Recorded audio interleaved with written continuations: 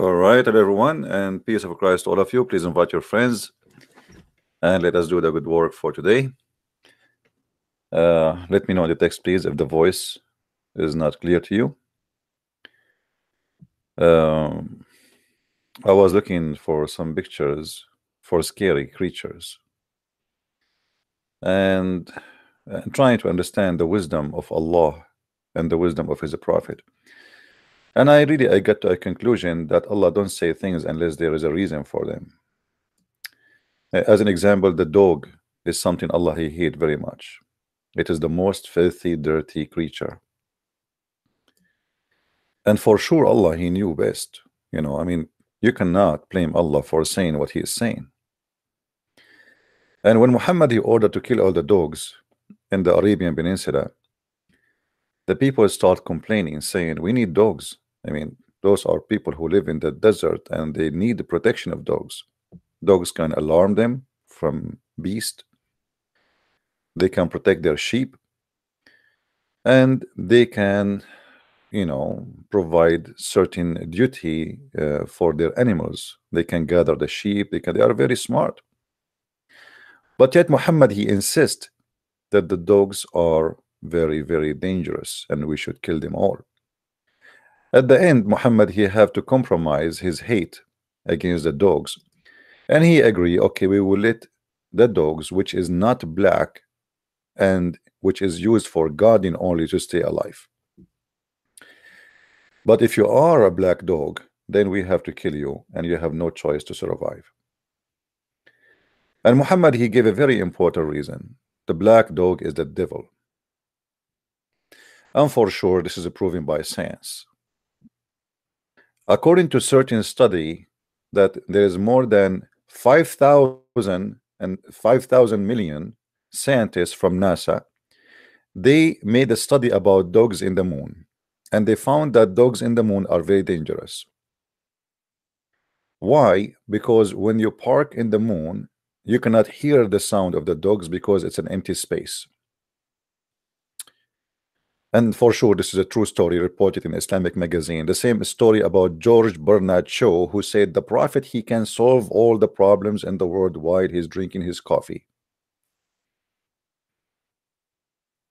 By the way, I don't think the prophet was drinking coffee at all. He was busy with 13 women and many slave girls for sex. What coffee we are talking about? So the Muslims, they try always to make you feel that Islam come with something amazing and something special. And I see that Islam come with something very disgusting. First of all, dogs are very beautiful creatures.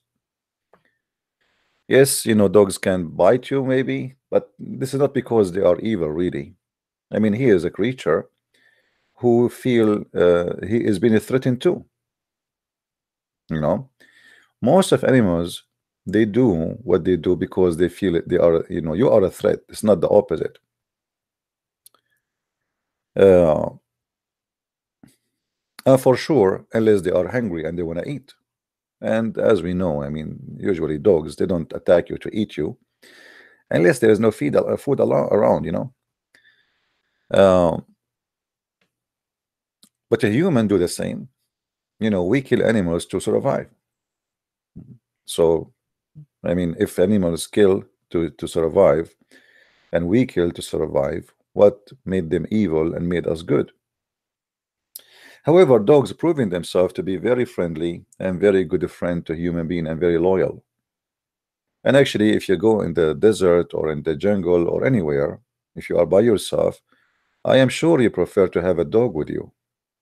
That will give you a lot of better security and you will feel better about what's going around you. But Muhammad, he insists that dogs are evil and dogs are bad. Now, the Quran, which is the topic for us today, made many actually all the creation which exists in this earth. Anything does not agree with Muhammad should be killed. Not only the black dog because he is the devil. So the logic of Islam is, if you don't agree with Muhammad, you are the devil. And obviously Muhammad, he have a problem with dogs. I think because they can sense his bad energy. Dogs, they have a special sensation for energy. So if you have a bad energy, you can feel it. So there is one of two issues. Either Muhammad, he hate them very much and they can feel that, or Muhammad, he gets scared, terrified when he see them and they can feel that too. Uh, Today our topic is about the Quran, not about really what Muhammad said about dogs. But I wanted to start here from speaking about the wisdom of Islam, because Muslims, they say that Muhammad is the best teacher, and whatever he say, he is the best to teach us what to do, and Islam is a lifestyle, and Islam actually is based on what Muhammad said, not what Allah said. You will see many things in the Quran said something in the Quran. Muhammad, he said the opposite. The Muslim, they follow what Muhammad said, not what the Quran said. So today we have our Skype open, and we would like to invite the Muslims to call us, and this is the challenge. When you Muslims, you say to us there is amazing things in the Quran, is it really amazing, wonderful, or it's amazing stupid? Is it amazing science as you claim, or it's amazing garbage? Is it amazing foolish, or it's amazing smart? So if you are a Muslim and you would like to call me, feel free. I believe everything in Islam is amazing rubbish. And actually maybe this is an insult to rubbish to compare it with the Quran, because rubbish can be recycled. I mean, even garbage, we can make something good out of it. But what we can made something good out of Quran, as an example. If we go in the Quran,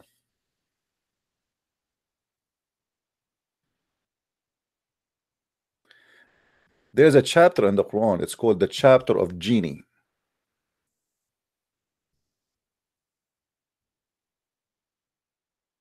Chapter what? Genie. But if we go and read in the Quran, there is tons of verses speaking about those creatures who they are genie, the genie in the bottle. And even Muhammad, he invited the genies to convert to Islam. As an example, if you go to chapter 6, 130, it says the following. Quran was not sent only for mankind. Quran is a book of the genie and the book of the human. O assembly of jinn and man on men, didn't there not come to you apostle from among you? I mean, hold on here. Hold on. Guys, anyone notice here something weird in this verse? Let us see who of you is thinking with me. What is something weird in what we just read in this line? O assembly of jinn and men, didn't there not come to you apostle from among you? Anyone can tell me? What is the crazy stuff? Anyone can tell me what?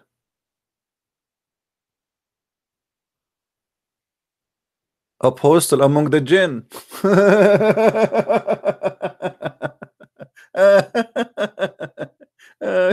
Okay, that's a good one. So we have a prophet, you have Muslim prophet who came to the genie. So we have a genie. If you let me see if I can find pictures drawing by Muslims about genies, because Muslims, they come with a lot of drawing for genie, by the way. Hold on, just to show you how the Muslims, they view those creatures which nobody saw, nobody met, nobody, I mean, it's just a fiction. But anyway, let us see. I will search in Google peace upon him and see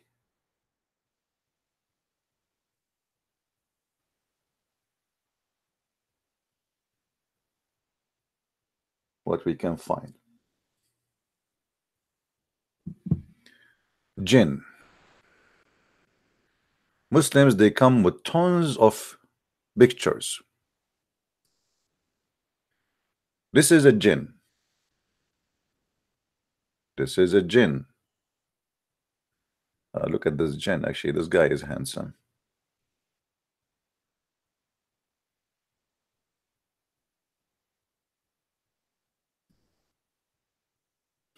Nice to meet you, buddy. Oh boy. So let me introduce to you Apostle Muhammad for the genie. Well, as long he is one of the jinn, he will look like them, right? The apostle will look like his people. So as long the Quran, they are saying to us that Allah, he sent apostles to the genie. Well, I mean, here we go. This is the Apostle Muhammad to the genie, or whatever you want to call him. You want to call him Apostle Salih, Apostle, I don't know. You give me a name for the prophet of the genie. I mean, genie. And look what the Muslims, they come with names. I mean, uh, genie. This is a genie. This is all is done by Muslims.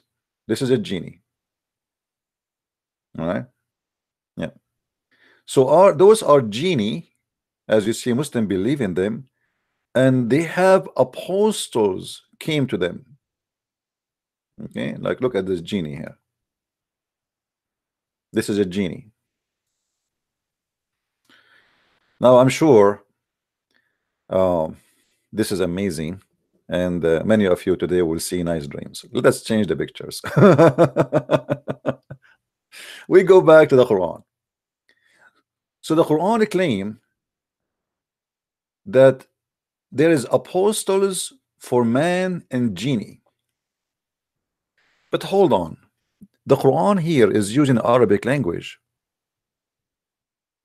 and the Quran is speaking in this Arabic language to genie and men. That's mean the genie, they understand Arabic, and they are Arab. I never thought about myself as a genie, even if sometime I act like one. But now I understand I must be a genie, and genies are from my people. They are Arab. They speak Arabic. If you ever needed a translator to translate a speech between you and genie, please call me. As you see, they speak Arabic, because the Quran is not speaking to them in English. This is a translation, as you know. It says here in Arabic, Ya ma'shar al-jinn wal-ins, alam ya'tikum rasulun minkum. You know, a people of genie and mankind. And look, Allah, he put the word genie first. So in order for the genies here to understand the Quran, they have to speak Arabic. And not only that, Muhammad, he claimed that even he was able to convert a bunch of genies into Islam.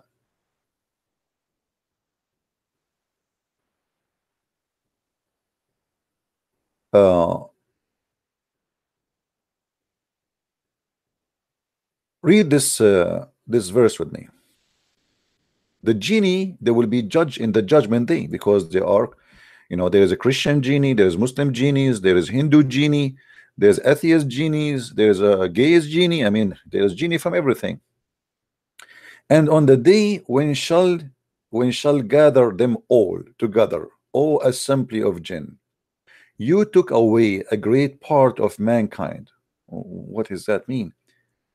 And their friends from among the men shall say, our Lord, some of us profited by others, and we have reached our appointed term which thou didst appoint for us. He shall say, the fire is your abode, to abide in it, except as Allah is pleased. Surely your Lord is wise and knowing. I don't know what is that is about. Do we have any Muslim can explain to us what's happening here? Well, what is that? You know, when the Muslim they say to us the Quran is amazing, I mean, I don't know what is amazing about it. And then you go and you open the interpretation for the Quran to understand what this is about, and you will find every Muslim scholar trying his best to give you an interpretation which doesn't fit with the other interpretation, because they are just guessing. It's a genie talk, my friend. Look like we have somebody is trying to call.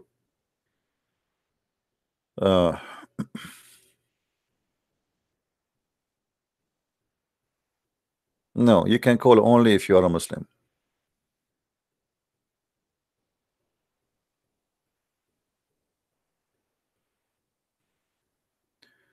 Are you a Muslim? The one trying to call. If you are not a Muslim, don't call me. Don't waste my time. We are here. We want people to see a real debate between us as a Christians and between Muslims with respect, no insult. And if you are a Muslim, feel free to call us. If not, there's no need. I'm not really interested to hear your opinion as a Christian. You can leave a comment down there. If we try to understand this, let's see what this guy wants. Hello?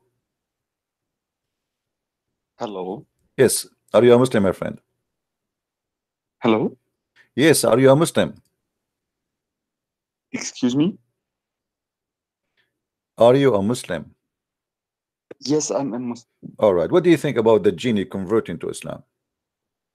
Oh, this is absolutely not true. Not true. So what do you mean? This is a big lie. Who is the one who made the bill lie?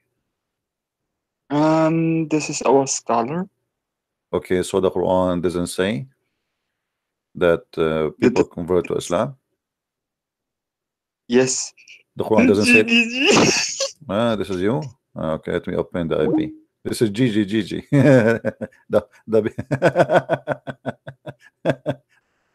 Stupid people. By the way, you are just making fun of your prophet. You can call me again if you wish, no problem. I mean, the best comedy is Muslims defending their Islam. And at the same time, you obviously have a mental issue. You have nothing to do except calling me and say Gigi. I'm sure your mother will be proud about you. You are accomplishing a lot.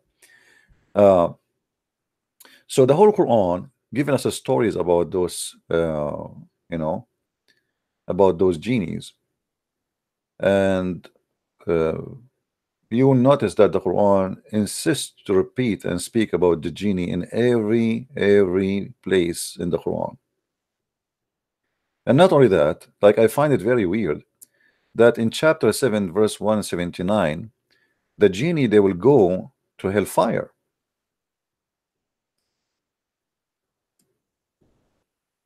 I don't know if any of you understand why this is weird. Anyone knows why?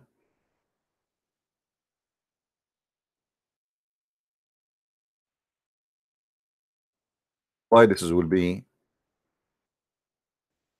weird?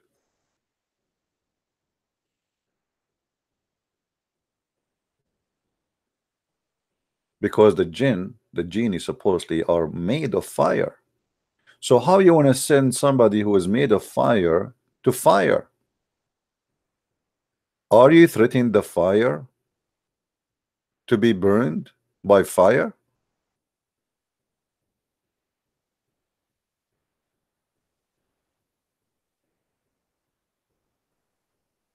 I mean, I understand if you say to them, I will send you to Alaska.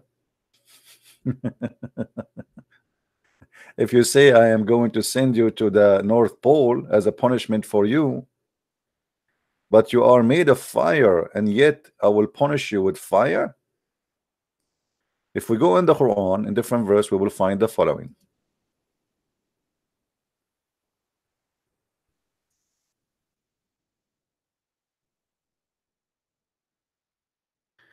Chapter 55, verse number 15. So the jinn are made of a flame of fire, and yet we will send them to fire to punish them. Can we punish fire by fire? Can we burn the fire by fire?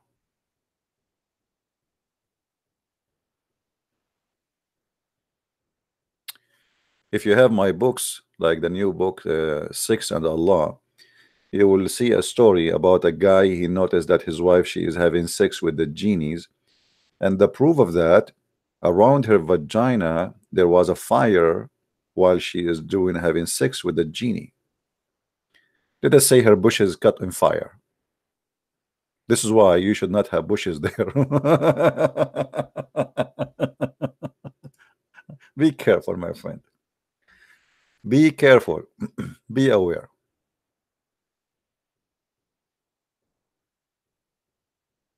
Right? Uh, okay, we have Abdul here. Uh,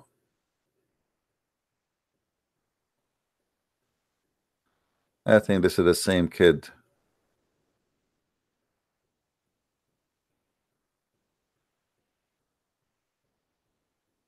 Yeah. So as you see, Islam is kind of a mix of fictions and madness and stupidity. And there's creatures nobody see and nobody knows, and they are made from fire, and then we want to punish them by fire. And then the genie, they listen to the Quran, and then they accepted the Quran, and then they believe in the Quran, and then they became a Muslims. I mean, it's really amazing how they are created. But if you go and search about the genie, you will find that the word even jinn is exist long before Muhammad. This is coming from an inheritance of many fabulous stories, fairy tales exist before Islam, right? You are not a man. Let us see. Maybe this is Gigi when I call again. Let me. I will open my IP finder and see. Maybe I think it's a Gigi. How are you, Gigi? No. How are you, Gigi? It's what? You are Gigi, aren't you? No. No, What? you are What? Gigi, my friend. Sing for us, Gigi, please. Come on. I just call you just to sing for us, Gigi. Say Gigi, Gigi. What is that? It's stupid. You know, I let you call me to say to us Gigi, Gigi, so we can laugh at you, and you don't want to do it. So why I want to talk to you? I see your IP, you idiot. Anyway, he created the jinn of a flame of fire, and then the flame of fire, they listen to the Quran and they believe in the Quran. I mean, here you notice the amazing thing about the Quran. Even genie in the ball, he heard the Quran and he accept Islam. In different verse in the Quran, it says the following.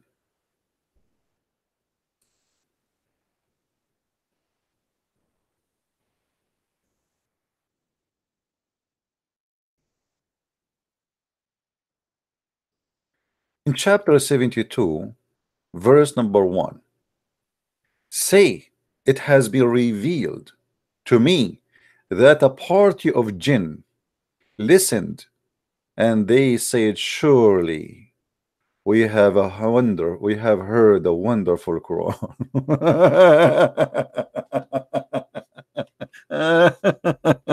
Oh boy, I like that.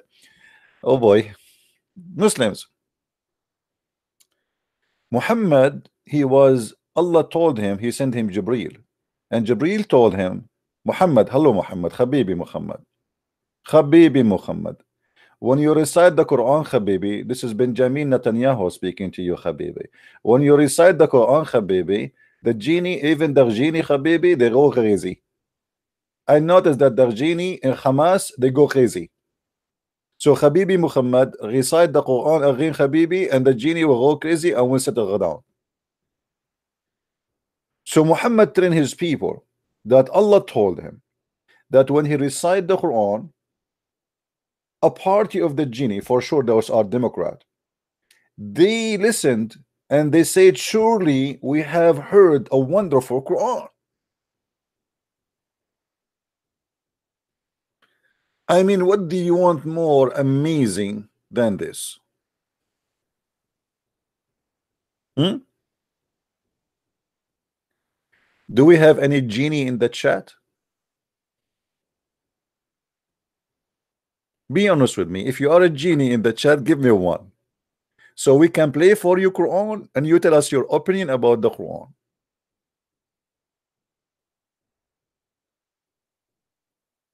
Hmm? What's wrong with you Muslims? I mean, you believe in this? The genie, they listen to the Quran? Like what? What verse they listen to and they like it? Like one about the ant. She said to the ant, hide, otherwise Suleiman will crush you. Or about the flying carpet. Or about the 7 sleepers and their dog. Which one made the genie go crazy? And as always, Muhammad, he make up stories. And not only, by the way, he says here, I say to them, I revealed like a party of the jinn. They listened and they said, wonderful Quran. Muhammad even claimed that he saw them for real. If we go in the hadith, let me find the hadith. Okay, here.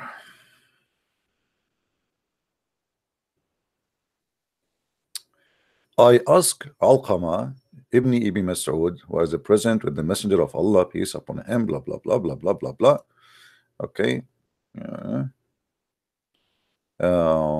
About on the night of the jinn. Oh, the night of the jinn. The night of the jinn, when the prophet he met them. What? The prophet he met the genie? Breaking news, CNN, fake news. Prophet Muhammad, peace upon him, he had a conference meeting with the genie. And it was a very hot meeting because the genie are made of fire, as you remember. To the point the prophet he had to wear a welding mask and clothing to resist fire. The story continue. One night, we were in the company of the messenger of Allah, and one night we missed him. We searched for him in the valleys and the hills and said, he has either been taken away by the jinn. What the heck? What the heck? And now I know why my mom, she said to me when I was a kid, don't go alone. The genie will take you. The Muslims, they were thinking that most likely the genie, they kidnapped the prophet or has been secretly killed. Look at this conspiracy. We spent the worst night which people could ever spend. When it was dawn, we saw him coming, which means Muhammad, from the side of Hira. I see.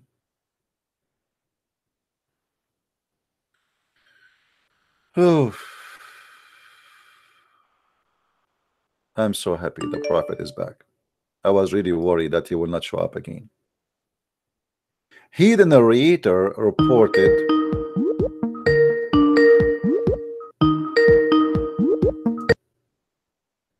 is that Gigi? Hello? Hello? Yes? Hi, CP? Yes, hi, this is me, CP, yeah. Hi, this is Kimberly. Thank you for accepting my call. All right. First of all, I would like to thank you for all your videos because they're super helpful. Thank you. And I know you don't like to go off topic, but I have 2 questions for you. Okay. Can we make them? Can we make them 3? Because I like a trinity. Okay. Sure, we can make them 3. All right. Okay, so first one is Surah 3, verse 54. Okay. It talks about Allah being the best of deceivers. But as you taught me that translation is sometimes very different. So I wanted to ask you what makar means in this verse. Well, you know, we can go right now to the Islamic dictionary And if the Yes. Muslims will say that Christian Prince is not giving a correct translation, then they cannot say that to their own dictionary, correct? Correct. Yes. So if we go to the Islamic dictionary, we'll find, I will type the word Makr in the front of your eyes. Okay. This is in the screen. I'm typing it. One Makr. second. Okay. Yes. And this is the translation. Can you read? Yes. 1 second. Part of the body between. Maybe it's not coming yet to you. Oh, okay. Cheat, deceive, delude, double cross, dupe. All right. Okay. And That's this very is clear. the Islamic dictionary. I have nothing to do with it. And this is not my translation. I just typed the word, and you see here the word in the front of you in the dictionary. Here, Yes, translation of the exactly. meaning of Makr in Al-Ma'ani English Arabic dictionary. And not only that, okay, here it says, here the Muslim, they try to make it look nicer. So they say, when it's come to the Quran, they say God plan. But yes, exactly. we just said here that the word mean deceive. So God the plan is to deceive. So from the plan, okay. But here, Quran word, a plot, you see it? Yes. Plotted. Yes. And you know Yes. what does that mean, right? Yes. And here, I don't know how to say this word correctly. Sharness, is that correct? Arshiness, deception, deceptiveness. Yes. It's about always about deception. It's all about the same. And the fraud and etc. As you see, you know, yeah, fraud. Yes. Well, the tricky thing is, whenever I try to discuss this with people around me, they always tell me, "Oh, the translation is bad," and this I word agree. means I agree. Translation other is things bad. in The Arabic. translation is not true. The translation, they should say clearly the word deception. But however, we can prove it easy. You see, Yes. when we go in the Quran, and the Muslim try to give their own translation, any verse, you know, we search for it. It says here in chapter 7, verse number 99, فآمنوا مكر الله فلا يأمن مكر الله إلا القوم الخاسرون. Okay, let us see what this verse is saying. Okay. Well, do they then feel secure from Allah? Plan. This is the translation. All right. But we just Yes. saw in the dictionary, it says that the word makr mean fraud and deception. So here, in order to protect the Quran, to make it look nicer, they translate the word deception as a plan. You see?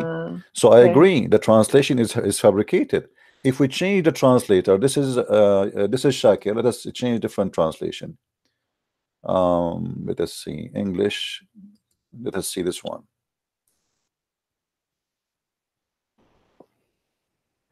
Do they feel themselves secure from retribution of God? What does that mean? I don't know what this word means actually, and I never used it before.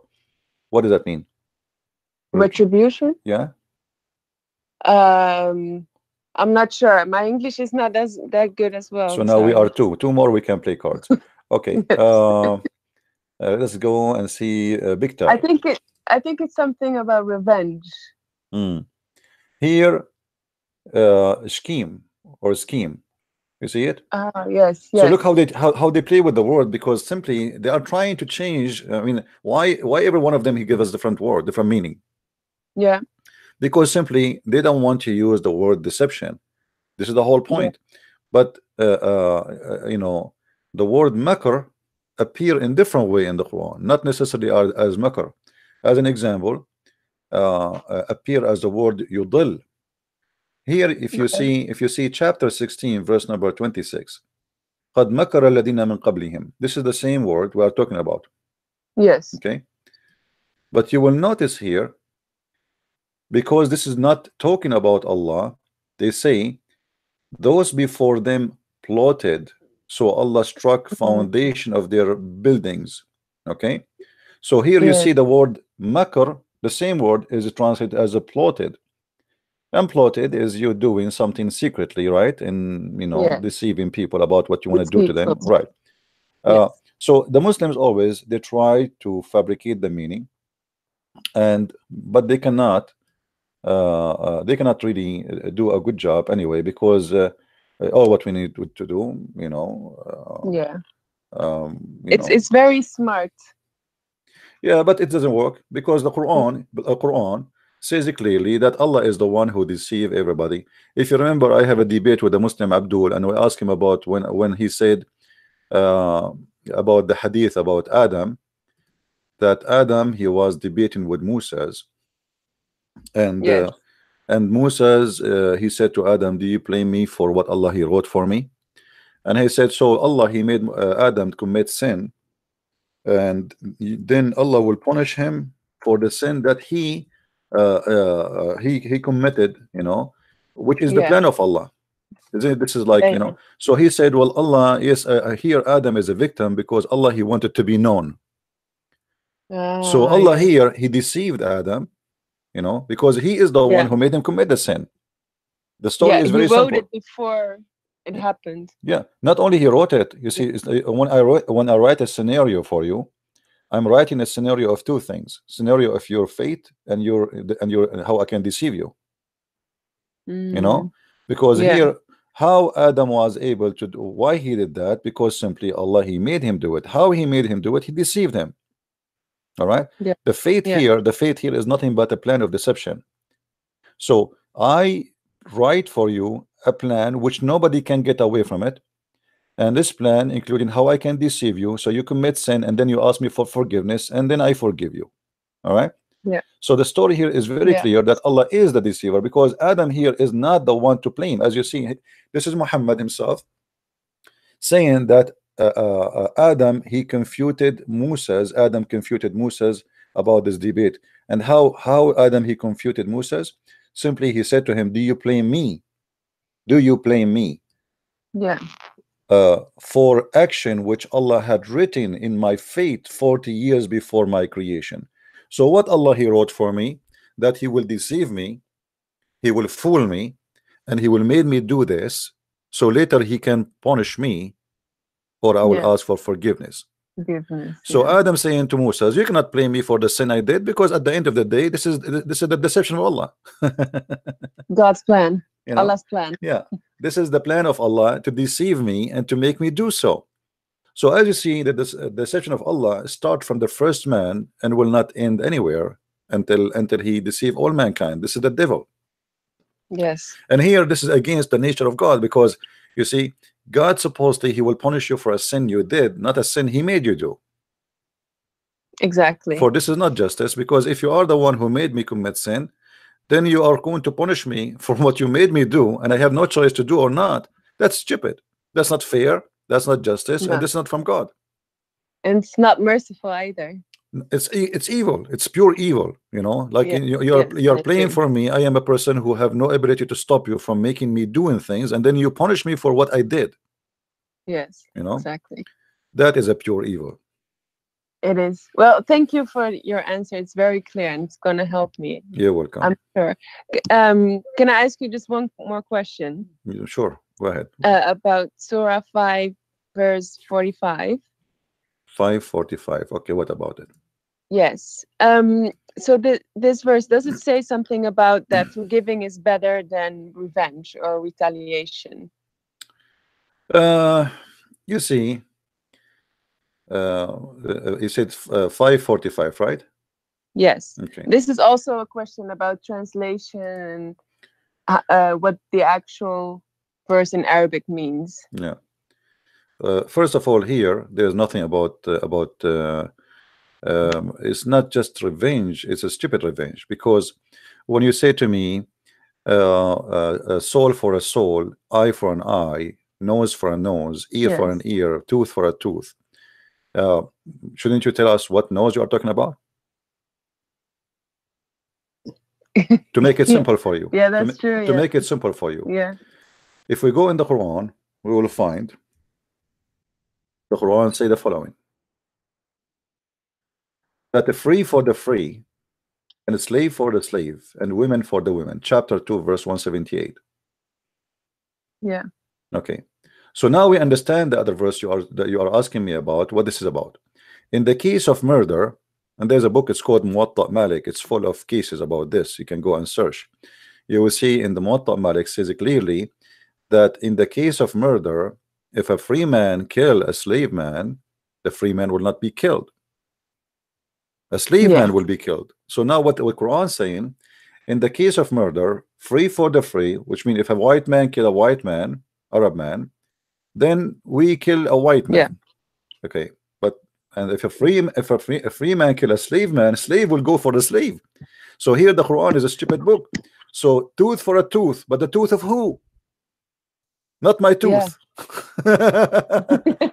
Because if I am a free man and I am a white man, my tooth will not go. I will somebody is going to break the tooth of my slaves, or I have to pay your money to the owner because he lost now his slave, he lost a tooth, you know. So the way Muslims, they try to understand, Muhammad here trying to understand or trying to copy from Musa's. Yes, you know, because they say this is for the Jews. Yeah, but here actually Muhammad, no, actually Muhammad, he practiced it for himself, not only for the Jews. He practiced it for himself. Let me show you something. Hold on. Let me let us see. We open the hadith. Because that's what I heard someone tell me, is that this verse is actually not for the Muslims, but it's for the people of the book. So talking about the Jews and not for the Muslims directly. First of all, this is very funny of him to say so, because if this is not for the Muslims and this is for the people of the book, but he forgot the one who gave that is Allah anyway, right? Exactly. Yeah. So Muslims, they aren't very naive. I mean, when they answer, sometimes I wonder if a Muslim is answering from his nose or from his toes. They don't use their brain for a second. So doesn't matter who said that and say that to who. Still, this is your God, Allah, saying that. So this is stupid, and as long as you agree that this is stupid, it doesn't avoid you from he saying it to the Jews or he's saying it to the Christians. If we go in the hadith, because it's the same God for them. Yeah, because as long it's from your God, I mean, what difference is going to make anyway? So if we go in the hadith, I just found it. It took me a little bit. Yeah. Here it says, Malik said, there is no retaliation held against a free man by a slave for an injury. Do you see it? Yes, it's appearing now. Okay. Yes. So if a free man broke the tooth of a slave, the Quran says, okay, tooth for a tooth. But tooth of who? Not the tooth of the free man, because there's no retaliation against the free man. You see?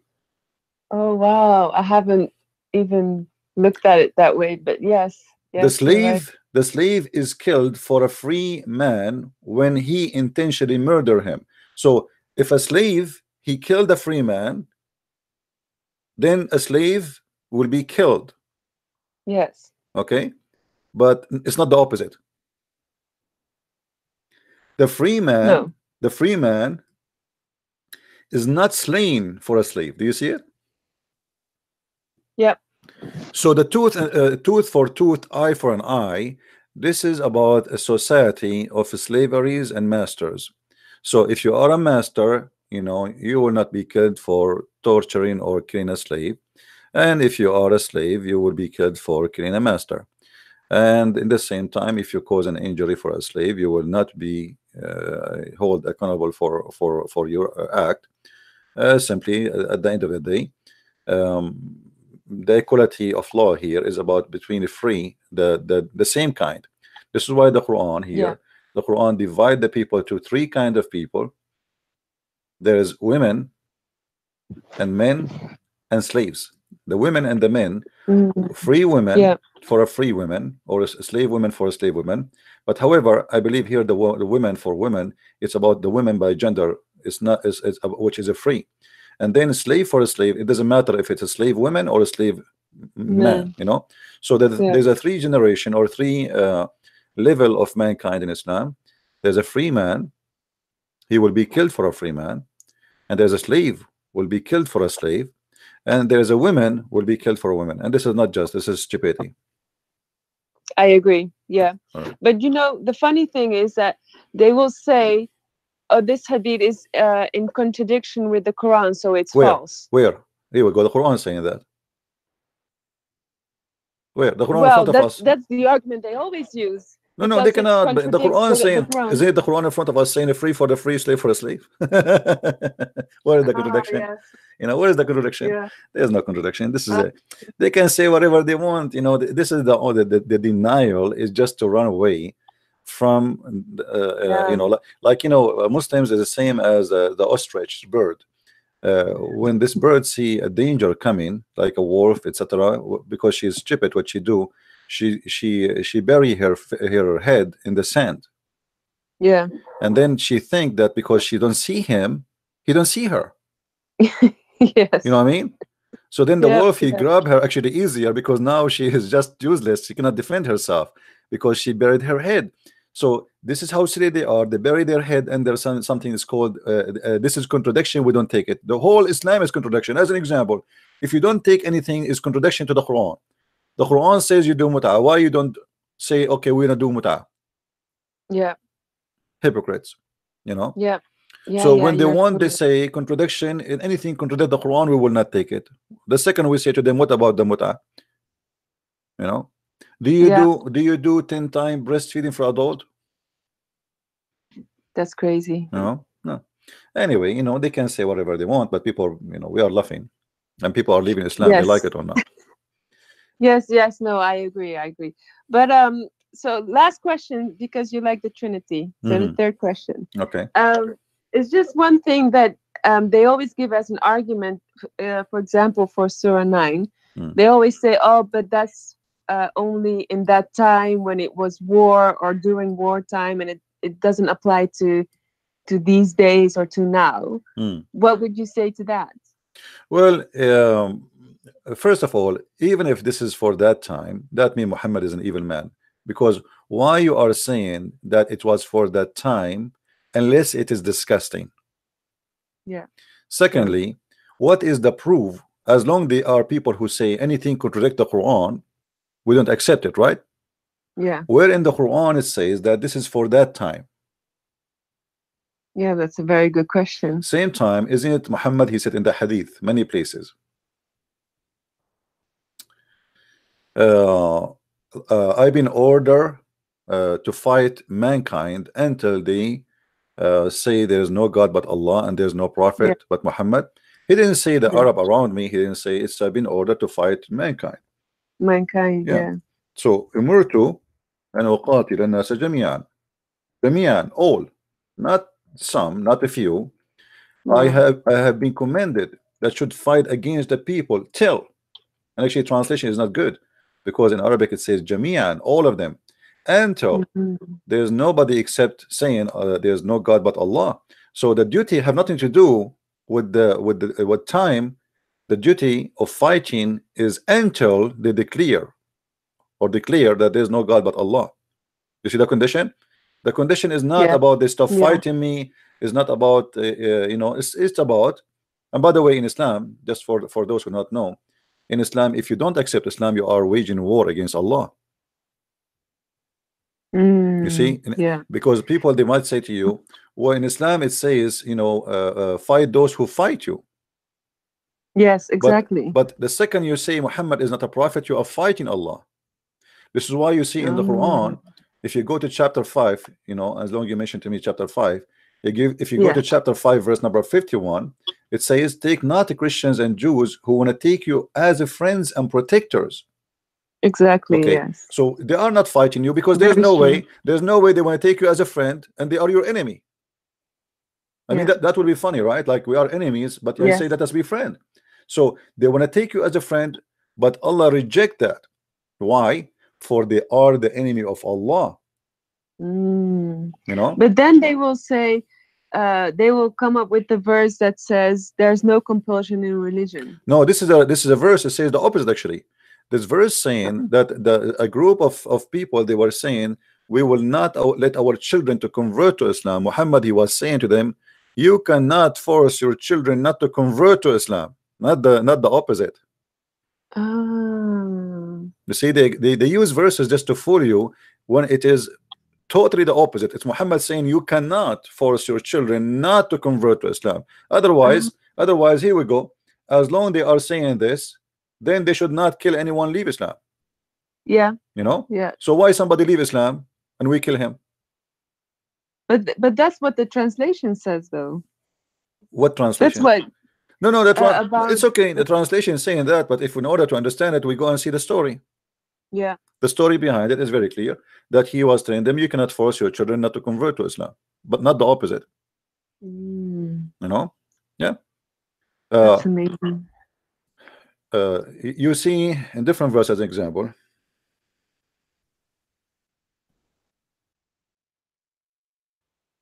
Let's see.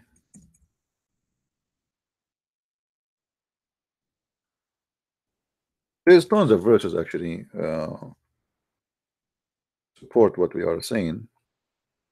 And you know, the most important, the action of Muhammad. I mean, in chapter 8, verse number 39, what Muhammad he want? Fight them until the religion became only for Allah. Yes, very clear. And if they convert, if they accept Islam, then don't fight them. Yeah. What is the condition? Read it carefully. And fight with them until there's no more persecution. What is the persecution, by the way? It doesn't say persecution, it says fitna. Fitna. This is the lie when they say persecution. Until there is no more fitna. What fitna? Fitna is people don't want to believe in God, which is Allah, or don't want to practice Islam. Oh wow. Okay. So yeah, if you accept Islam, that's it. We don't fight you. What is the reason for the war? The verse saying that clearly. Until, you know, and they say it in the translation. Let us change the translator, and you will see how the translation change. Just to show you the lies Muslims they do. This is translation of Shakir. Let us go to translation, English translation. What is that? I never heard of the translation. It's called translation. Oh, this is a different language. Hold on. I don't know what is that. Okay, let's see. Yusuf Ali. Let us say Yusuf Ali. Yes. Okay. And until there's no tomblet. What tomblet mean? Tomblet. Let me search. I think my screen is very is late a little bit. I will search Google. Okay. Confused. Until there's no confusion. All the hair number. Is it chaos or something? Chaos, yeah, chaos. So here we go. Yeah. So the chaos, okay, why would they chaos? Because there's people who have different belief, and we will not allow that.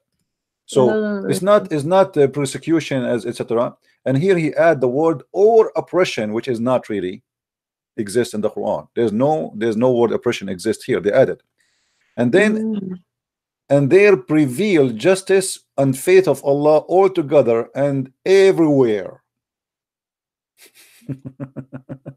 So the fact it's the opposite actually. The Muslim, they are saying that they are the one is under persecution, but the fact they are persecuting others and they are forcing themselves on others until we fight them until there is no religion but Islam. Yes. You know, and each time you change the translator, you will see a different translation, different words, different meaning, because Muslims look here, look at this. This is different translation. Look how the translation changed suddenly. So fight them till all oppositions end. Do you see it? Yeah.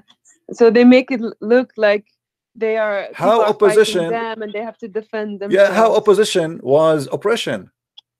Yeah. If I oppose you in your religion, this is not oppression for you. No. So fight them till there is all opposition end and obedience is all holy God to Allah. Okay, so and by the way, it says here the religion will be all became to Allah. So everybody became Muslim. So we fight them until everybody became a Muslim. If we go in the hadith, that should support that with one more hadith. You will see in this hadith as an example, and that will explain Islam to us. Quran chapter 3 verse 110, it says that the best of mankind are the Muslims. Why they are the best of mankind? Because simply they have a duty. And the duty is, read with me carefully. The verse You true Muslims are the best people ever raised for up for mankind. Means the best of the people for the people, as you bring them with the chain on their necks till they embrace Islam. Wow. Can we make it more clear more than this? No. So this is the duty. It's not them fighting you. You have a duty as a Muslim to fight them and bring them. How somebody will come to you with a chain around his neck unless you go conquer him, enslave him, you know, torture him, because the slavery is about you being surrendering for somebody and you became his slave, as simple as that. Yeah. And he put a leech on your neck, and that is supposedly a holy duty for every Muslim, to force you to convert to Islam. And actually this is how they converted a lot of people, you know, because now you are a slave and they will torture you, because they will torture you more. So if you want us to be merciful for you as a slave, well, convert to Islam. We will treat you better than a slave is not a Muslim. Yeah. Because now you will have more rights. Yes, exactly. Well, that's what I found out after reading the Quran, is that the Islam is merciful among them, their own believers, but not to people outside of the religion. Correct. Yes. Yeah. It's very sad. All right. Well, it's very sad. We are destroying it, and don't worry, be happy. This garbage, we are here to clean it. Thank you, and thank you for all your videos and for all your answers. It's very please very don't forget before you leave to speak to the secretary, because I am the same as the Prophet Muhammad. I don't speak in private unless you pay me. Okay. You know. Okay. Good. You know that. You know the Prophet. He said that, right? Yes. Yes. So you have to pay the Prophet. Video. Yeah. So please don't forget. All right. Take care, my friend. Okay. Well, thank you very much. All right. Thank you. Take care. Have a good day. Bye. Bye-bye.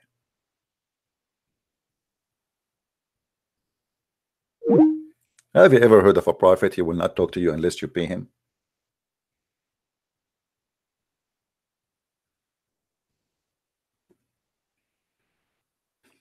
So if you speak to the prophet, you have to be aware now that your bill is growing, you know.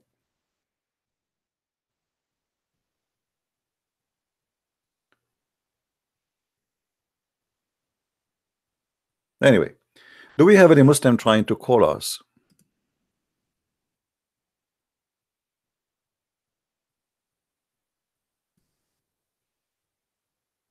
We go back to the genie story, right? We go back to the genie.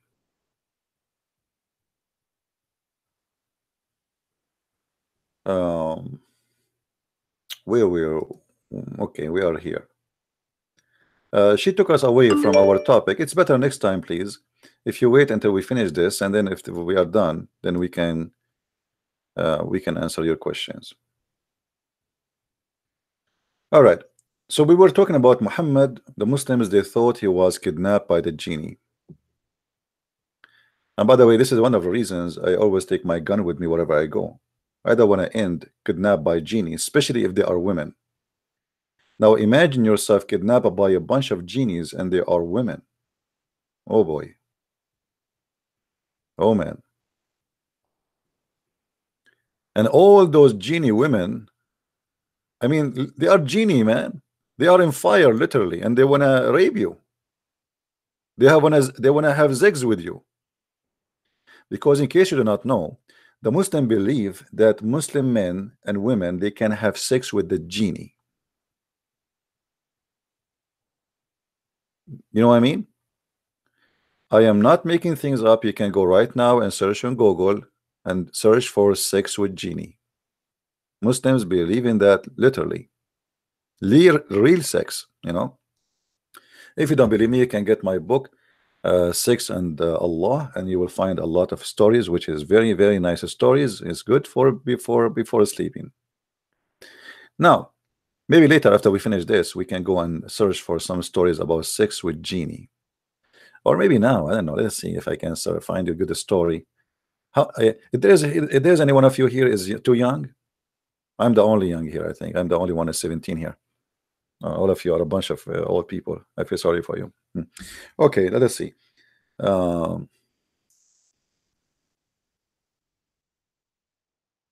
see. I hate to mention something without proof, because the Muslim, they will say, oh, he's lying, you know. It's not, doesn't say that. Where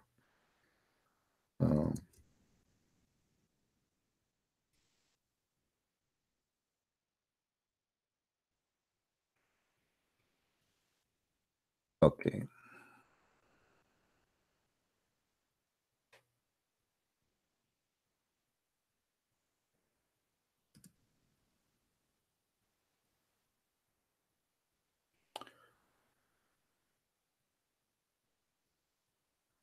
I'm just trying to find you a story we can read, because some of them, they are too much. I mean, too much information.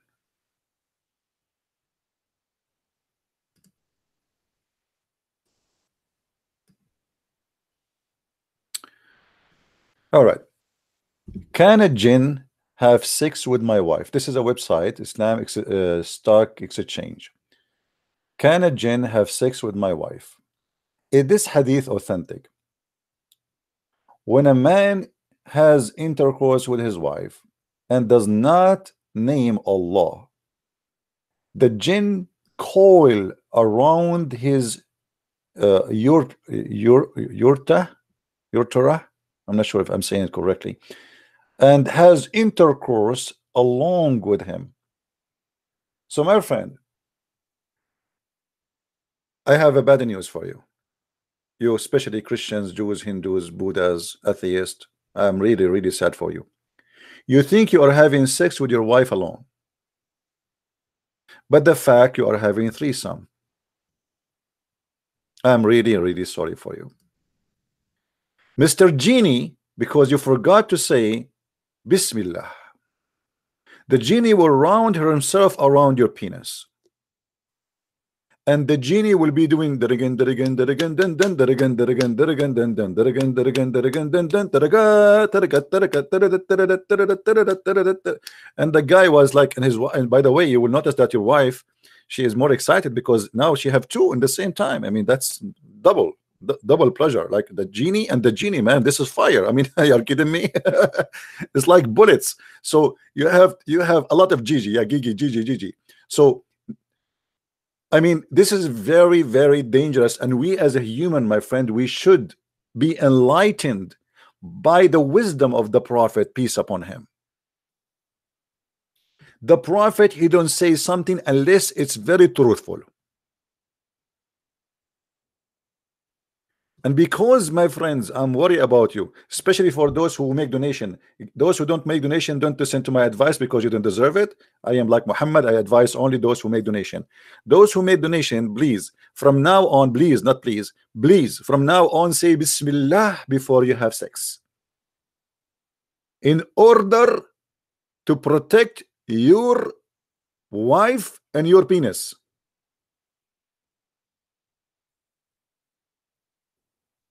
And this is, I mean, this is advice from me to you. Hello? Hi, how you doing, Christian Prince? I'm all right, my friend. How are you? I'm good. How's life? How's things been going? Life is good, and wives are in vacation. This Judy episode is funny. It's funny. Okay, what do you want to say to us, my friend? So yeah, just quickly, brother. I've had some Arabic people. You know, the other day when you said Allahu Akbar meant Allah and Akbar, yeah. Mm-hmm. Could you elaborate on that just quickly? Because I've been trying to talk to some Muslims, evangelize to them, and they're like, they're saying to me. First of all, Akbar in Arabic. You speak Arabic, right? Yeah. Okay, Akbar means bigger. Yeah, bigger. Okay, great, is high, so you know, one of the names of Allah is Al-Azim. So if you want to say Allah Al-Azim, say Allah is the great. So what is Akbar then? Bigger. So in order to compare, in order to say Akbar, it's the statement in Arabic Akbar is to compare between two things, correct? Okay, yeah. It cannot be a description. Allahu Akbar, you know, it's about comparing. Now, if you go in the Quran, let us go here. You will see the word Akbar mentioned in the story about Abraham. Yeah. What Abraham he said? He said, "This is my Lord. This is Akbar." Okay. Because I've heard, you know, I've heard even my father, many people say, Allahu Akbar, Allahu Akbar. Yeah. Sometimes they don't even say, hold on, let us Allahu Akbar. as long as you speak Arabic, you do not need too much explanation in English. فلما رأى الشمس باذغة قال هذا ربي هذا أكبر.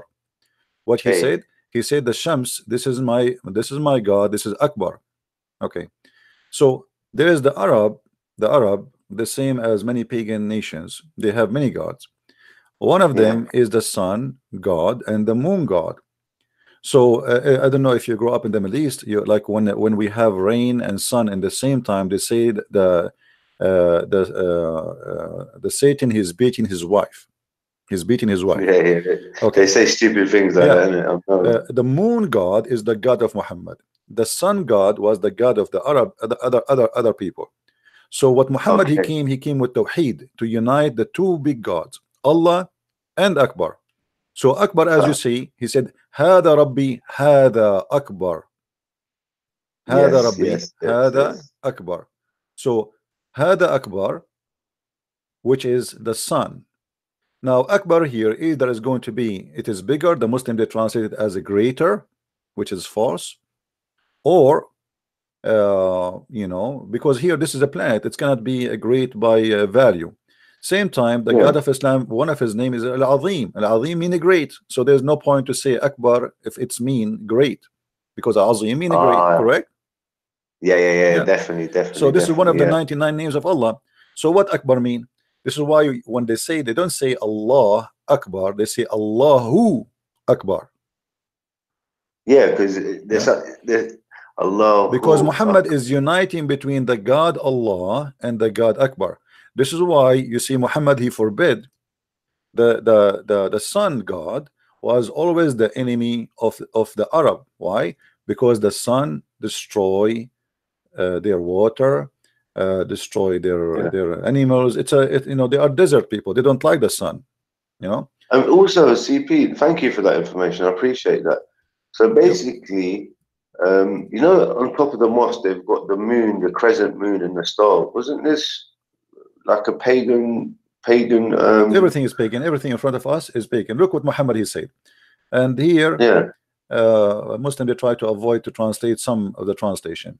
The Prophet stood up beside the pulpit and pointed his finger toward the east and said, affection are there from the side of the head of Satan coming out. Okay. And then he says the side of the sun. Okay. So the God of Muhammad is the good God who is in charge of the God of the sun.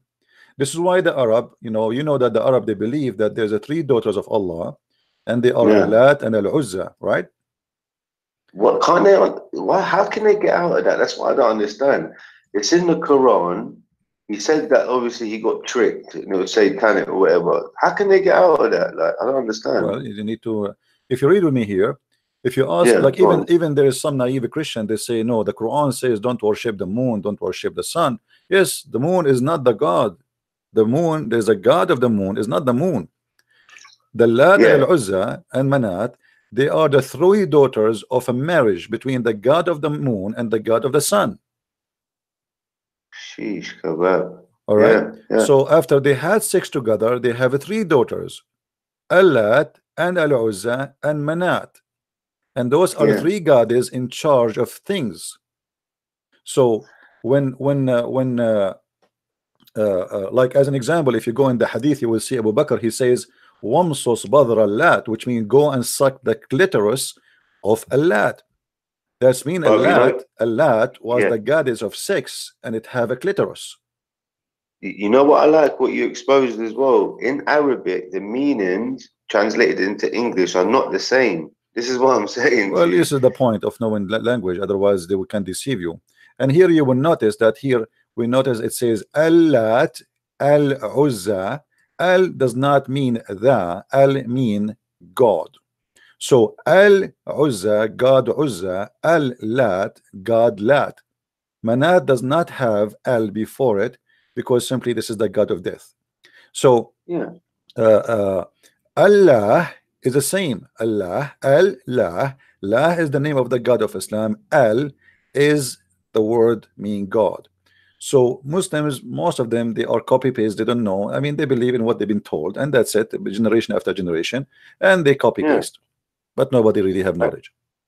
No, thank you. And also, I think there was some Bible prophecy. There was apparently that Mecca got swarmed with locusts. You know these insects. I don't want to go into those prophecy, my friend, because sometimes people they make something fit for something because we don't like it, so we say this is a prophecy about Mecca. I don't want to go there, you know. And because also, first of all, Mecca is attacked by cockroaches every year. It's not something new, you know. Okay. Yeah, every year, and not only that, it's a flood by the sewage and garbage and etc. So this is not new. But people, you know, I mean, people are weird. They try to make a prophecy fit with certain, like I can go now and search for a verse in the Bible and say this is a prophecy about Trump.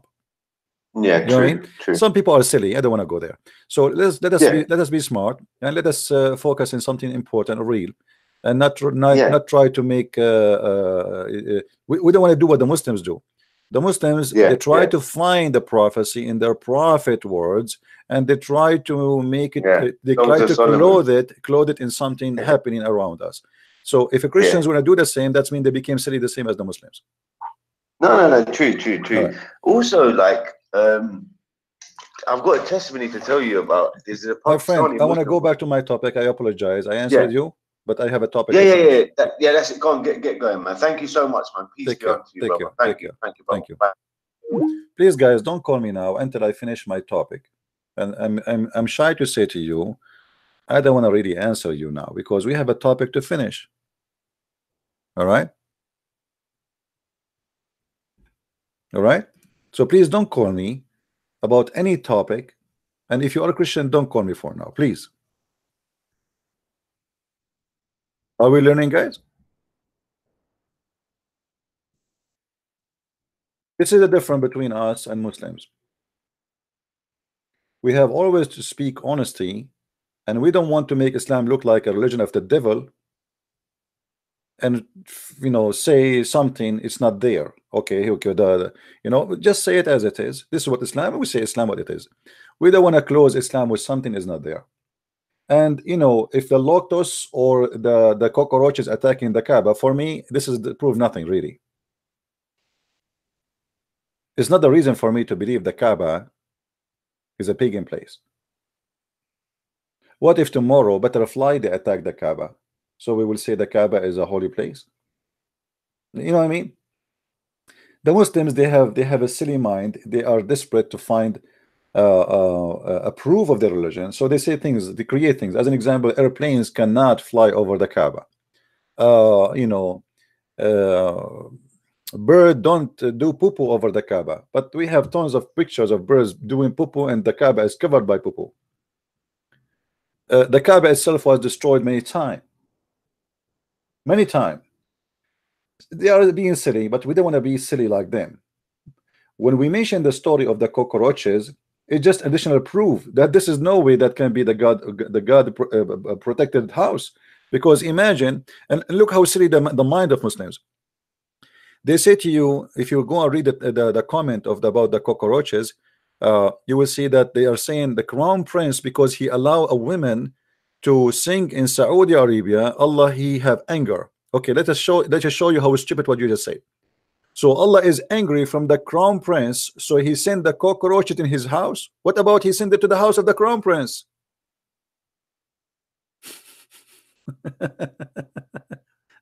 You know what I mean, guys? So imagine Allah is upset from a Christian prince. He sent the cockroaches against his holy house. Well, Christian prince house is not there. But sometimes I feel like those people, they have a brain of a chicken. Do you understand what I'm saying? When the Bible speak about Moses and the Pharaoh, the country is, you know, fighting Moses and his people. They want to kill them. So the punishment was upon the Pharaoh and his people. But here, this is the same people. They are Muslims, and this is the house of Allah. So how Allah punish Allah? Okay, you are angry from the crown prince, you punish yourself. So imagine I am angry from my neighbor and I order the cockroaches to come to my house.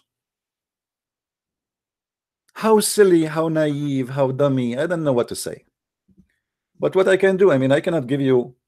I advise you Muslims to ask Allah to send you the angel Jibreel to do a plastic surgery for you, to install a dish of wisdom and faith as he did to Muhammad. And we spoke about this topic before, you remember? Now we go back to our topic, and this is the last time we will answer anyone calling me out of the topic, please. If you call me out of the topic, I'm going to hang up on you, because you are not doing us a good. Do we agree, guys? I don't want to be rude, but don't force me to hang up on you. We go back to the topic. So now, can a jinn have sex with my wife? The answer: can a jinn have sex with my wife? Is this hadith is authentic? When a man had intercourse with his wife, and he does not name Allah, the jinn coils around his penis and has intercourse along with him. And here is the source. It says, according to, okay, he said, when a man has intercourse with his wife and he does not name Allah, the jinn calls around, etc. They're repeating the same story. All right, let us see some answers.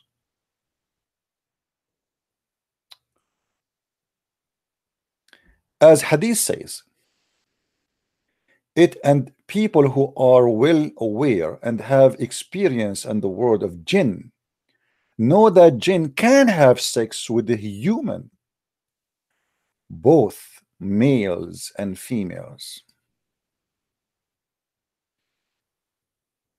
Guys, is the text clear or it's not small? Is it too small?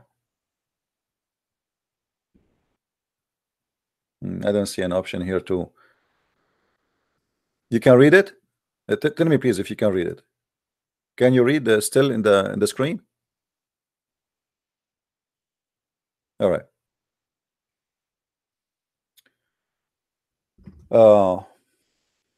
So it's confirmed between Muslims as believe that genies, they can have sex with male and female human.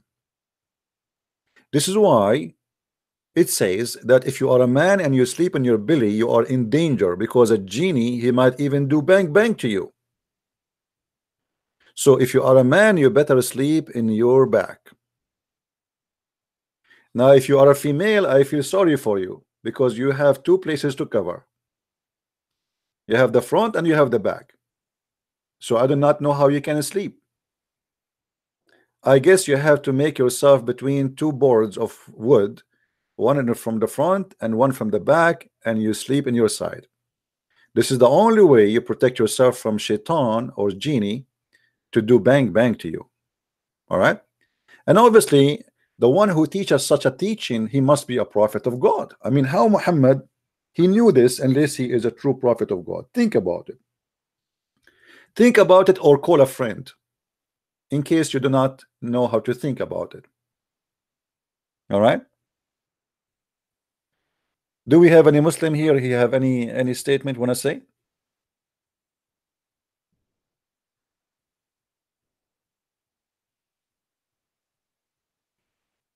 Any Muslim?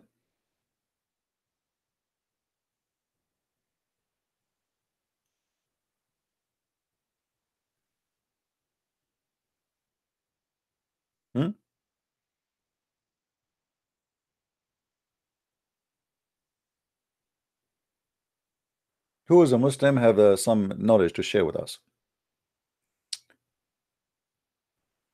And even in some cases, I like it when they say in some cases, not all cases, some cases. I mean, here there's some kind of wisdom. And even in some cases,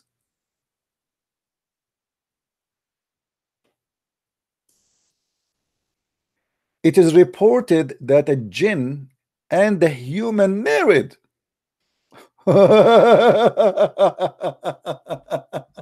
Oh boy. I mean, this is what is missing.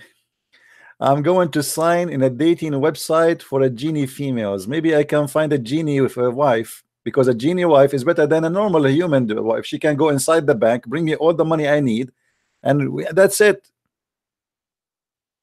And if I take her vacation, I will not pay for her ticket because simply she is invisible. The airline will not even see her. And not only that, you know, if you are a drug dealer, you can marry a female genie because she can smuggle all the drugs you want through any country you wish. I mean, man, that is the real marriage.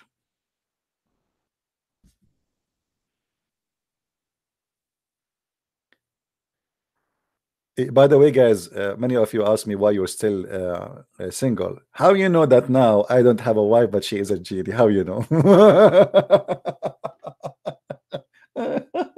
Hey, my wife, can you bring me some tea? By the way, I don't see her, but I see the tea coming. Yeah, can you put it in this table here? Where are you? Oh, you are here? Okay, where? Okay, now I feel you. All right, all right. My wife is a genie, and she is invisible, and this is how I enjoy her beauty. Invisible. You have invisible lips. That's wonderful. So beautiful. Thank you, husband. She talked too, and she fought. Yes, by the way, genie, they fought too. In case you do not know, genie, they fought. By the way, in case you do not know, genie is a shaitan too. Shaitan is one of the genie. If you go in the hadith, you will see here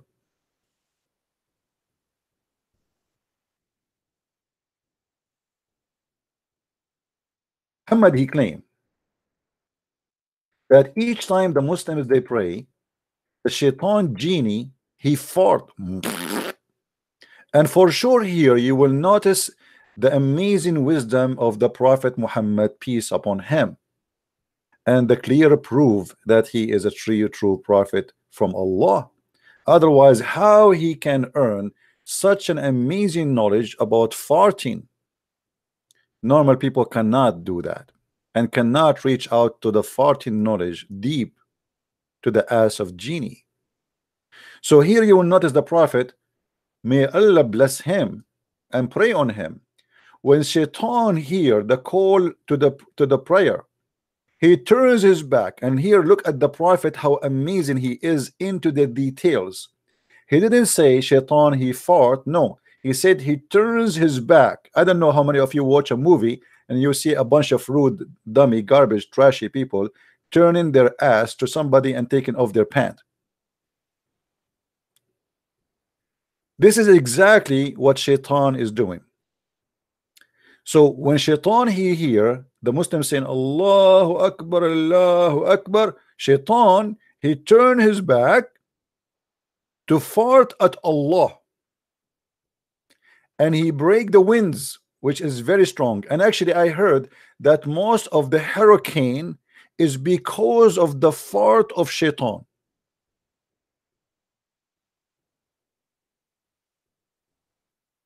Now, if you are telling me that this cannot be true, my friend, you are opposing the knowledge of the Prophet Muhammad, peace upon him, who the Muslim they say that a very well-known person, his name is George Bernard Shaw, said if the Prophet was exist today, he can solve all the problem of the world while he's drinking his coffee. But by the way, we cannot find where George Bernard Shaw he said that. Bernard Shaw he said the opposite about Muhammad. The Muslims always fabricate stories. One day Christian Prince will die and they will say Christian Prince he converted to Islam a minute before he died, and he said Shahada, I bear witness that shaitan fart when he hears the name of Allah. I bear witness that shaitan he have sex with female Muslim women.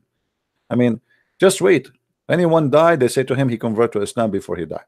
Now here we notice that the Prophet Muhammad is a very highly intellect and educated. His knowledge is not about mankind only, but he have a PhD in farting and the connection between religion and farting. Maybe it's hard for you as a person who don't even have high school, but for us Arab who they are illiterate, do not know how to write, how to read, we can teach you wisdom. Here we can make a very strong connection between the two occasions, There's two occasions here happen. I'm going to explain for the slow one, and I assume that 99% of you, because you are not Muslim, you are slow. Sorry to say so. You are Christians. Funny Christians. 1 + 1 + 1 + 1 equal to 1. Christians and we're crazy people. So what happened here in front of us is amazing discovery. Let us see. It is truly amazing. The Muslim, he say Allah.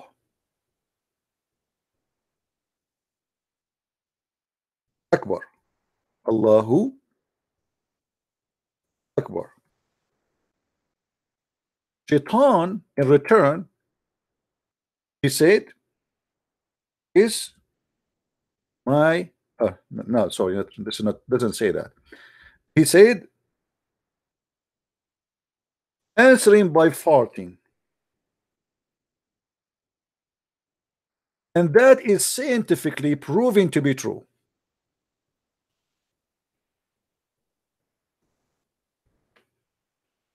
Who in the world can deny such a wisdom? Why you need even to read the Gospel of John or the Gospel of Luke or Mark or reading the words of Jesus Christ? Here, this is the wisdom. This is the man. This is the man we should listen to. I mean, you guys are really crazy. You are leaving such a man away from you. How you can live your day? How you can enjoy your life? How you can enjoy your marriage? Brothers and sisters, you are missing a lot of knowledge.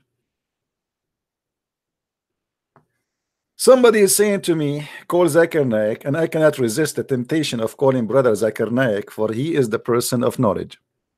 Tadadun, tadadun. Tadadun, tadadun. Tadadun, tadadun. Brother Zakir Naik, he will never answer the phone unless it rings 3 times. Assalamu alaikum. I told you 1,000 times, don't call me. Brother, I have a question for Christian friend, leave me alone. I am sick of you. I told you 1 minute time, I am not the one to answer your question. First, your questions are very silly, and they are very stupid, and I'm sick for you. And you are doing sexual harassment. You are calling me after the middle of the night. Brother, but we have a question about very serious topic. What is the question? It's about chemical weapon. Okay, I'm listening now. Sounds very interesting. Did the war between India and Pakistan break up?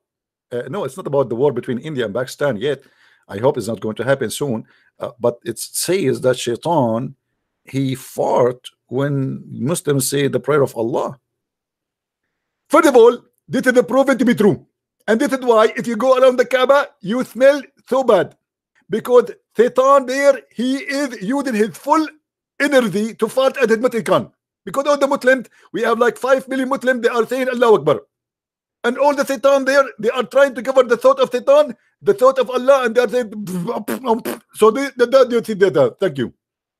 Oh, so you are saying to me around the Kaaba, because too many people are saying Allahu Akbar, there's too many Shaitan, they are responding to them by farting. Absolutely. Are you saying, brother, there's a war between you and the devil? You say Allah, they shoot back by farting. For the first time in your life, you say something smart. I am really impressed, and you are getting better. Absolutely, brother. When Satan, he hear the prayer of Allah, he start farting. And this is proof. If you go to NASA, you will see that even they found that when Armstrong, he went to the moon, he heard the word Allahu Akbar, and he even smelled, and he heard the Satan farting. Well, thank you, Zakir Naik. I really appreciate your answer, and I apologize for waking you up. Guys, I say don't call me. Christians, don't call me. I mean, I need to finish this topic. I will finish it tomorrow. We are waiting for a Muslim to call me. Until now, we got no Muslims, except Christian. Oh, boy. So if you are thinking that Allah Prophet is not wise, I feel sorry for you. I really feel sorry for you. Aren't you now? I mean, we should confess now that the Prophet, he have knowledge beyond knowledge. He have knowledge about the unseen. How Muhammad he was able to know what shaitan do when it's come to fart? Now we go back to the 6. All right.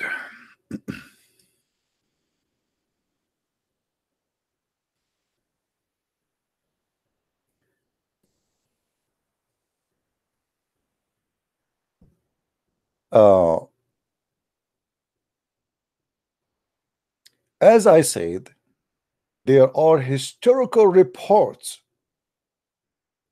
I have read some books. No one can verify them, but they are large in number.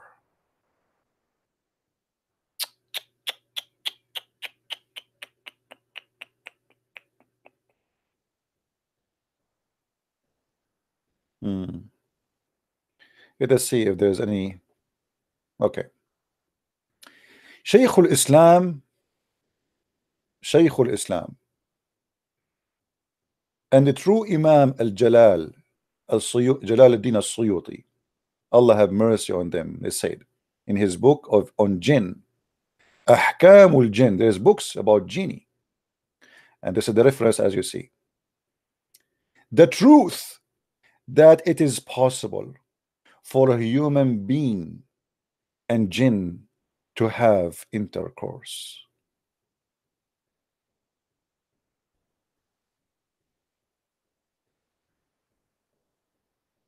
My friend, you might wonder why your wife, she is not having sex with you.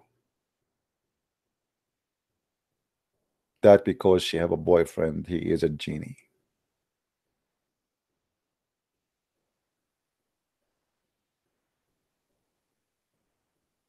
The poor you go to work, and your wife, she said to you, I will stay home, like, for, but the fact the genie is just waiting for you to leave the house, so he will jump in the bed and start doing the again.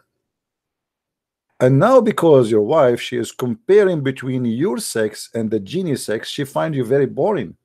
Do you remember, guys, the story of Suleiman? Who have the link? We shared that before. Who have the story of Suleiman? If you remember Suleiman, when the genie, he took his ring, you remember? Suleiman in Arabic means Solomon, the prophet Solomon, supposedly. When he went to the bathroom, Allah, he gave him, Suleiman, he was controlling the genie. The Quran says even the genie, they work for him. Let us refresh your memory a little bit. See, this topic is complicated, my friend. Let me turn the light on. I cannot see anything no more. And my wife, Jeannie, is not here to turn it on for me. She went to do shopping for free from Walmart. Nobody can see her. She filled the card, she get out. Nobody can see her. They see only the card going out by itself. This is the benefit of having a female wife, Jeannie. Unbelievable. So, if you remember, the Quran speak that Suleiman have control of the genie. Chapter 38, speaking about the devil. They work, the devil here, by the way, they are genie. They are genie. Just remember that. Genie are devil. Devil are genie. They are the same kind. But not every genie is a devil. Remember that. So Suleiman, he have control to many things, and the control always by his ring. He have a flying carpet, as you see here in verse number 36. It says, so we subjugated the wind to his service, which carried his merchandise wherever he wish. And by the way, to be honest with you, my grandfather, brother, he used to have the same flying carpet. My grandfather, his name is Ali Baba, and in some countries they call him Sinbad. All right, true story. So Suleiman, he have a flying carpet. He controlled the wind, and the wind go under the flying carpet and carry all his merchandise is not, this is translation, it doesn't say, It says, you know, if you go into the interpretation, you will see it says it carry his equipment, his, you know, his horses, his army, his tents, everything. Actually, it says that the flying carpet can carry up to 600,000 chairs, plus all his equipment of the army and his army, which I find it very small, because my grandfather, his flying carpet carries 700,000 chairs. So you notice here that the difference between Suleiman flying carpet and my grandfather flying carpet is almost 100,000, which is obviously a true story. All right. False interpretation. Who's saying that? Who is the Muslim when I call me? Challenge me to show you the interpretation. What false interpretation? Who's, are you a Muslim, the one who's it false, or you are joking?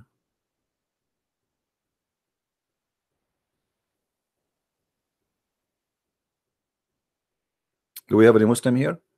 If there's a Muslim here, he's accusing us we are saying a lie, because we can show the reference right now. Okay, let us do this. As long as you are challenging me. But don't forget to remind you guys to go back to where it says the devils build and divers of all kind. They are divers, unbelievable. They do snorkeling. Hey Shaitan, can you do snorkeling for me and get me some pearls and jewelries from the ocean? Sure, my master.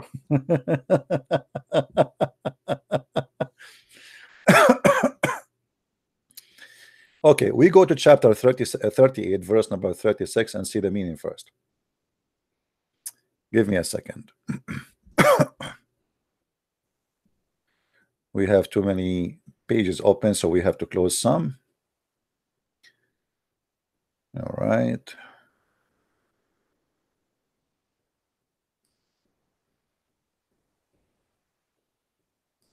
Okay. Now we go to Ibn Kathir.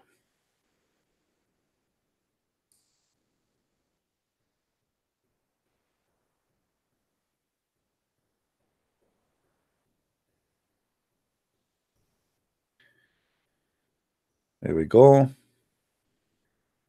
Chapter, and by the way, Ibn Kathir in English is totally different from Ibn Kathir in Arabic. Let us say Ibn Kathir in English is like fat-free. They took all the hilarious stories out, most of it, let us say. So we go to 38.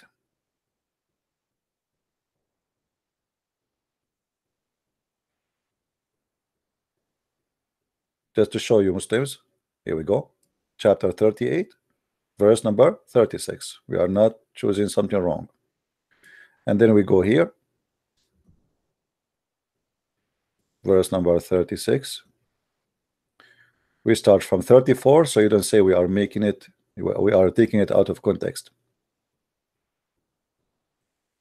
And by the way, even in the same chapter, speaking that Allah, he made Suleiman die, and he was still standing on his body was standing, you know, but he was dead. And what happened?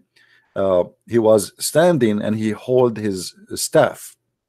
So his wives, his ministers, they keep getting out, and nobody notices that he is dead until the termite they eat his staff. And this is this normal things happen for us in the Middle East, we as Arab, you know, or Jews. But anyway, you will notice here in Ibn Kathir, Muhammad claiming that he got a afrit. Afrit is another name for genie. And afrit is something coming from other culture. The same creature, genie, is called afrit. An afrit simply is a genie who is very troubling, but he is very fast. He is very powerful. Like he can bring you anything like this, like fast. He is a genie, yes, but let us say he is the most powerful genie. This is why if you go to chapter 27, verse number 39, I think it says that qala ifritu min al-jinn, afrit from the genie, he says, I can bring it to you before even you blink your eyes.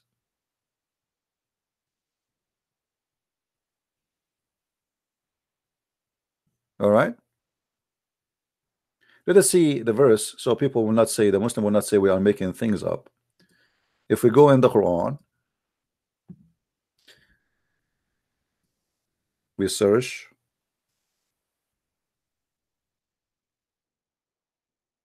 chapter 27, verse number 39, as you see.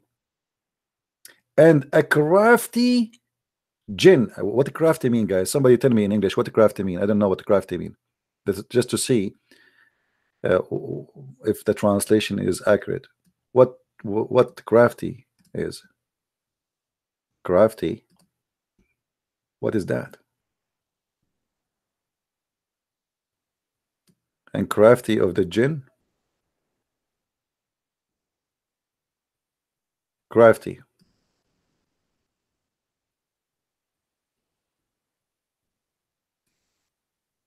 Tricky. Ah, sneaky. I told you he's very sneaky. Ah, what a sneaky genie. Unbelievable. I hate you. I hate you. I hate you. Hey. Me. Do you see what kind of genie this genie? And this is the same story, by the way. It's about Suleiman, but in different chapter.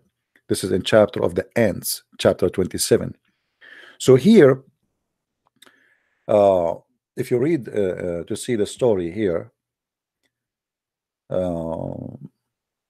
where the bird, the hudhud,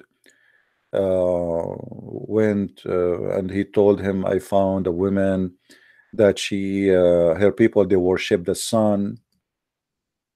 And Satan more them their do deeds, etc. Blah blah blah blah. This is the bird who Suleiman, he check him. He is a general in his army. Suleiman, he have an army of birds, okay, and they are in ranks. So this is like a high rank bird. All right, guys, did I give you too much information today? Is that too much?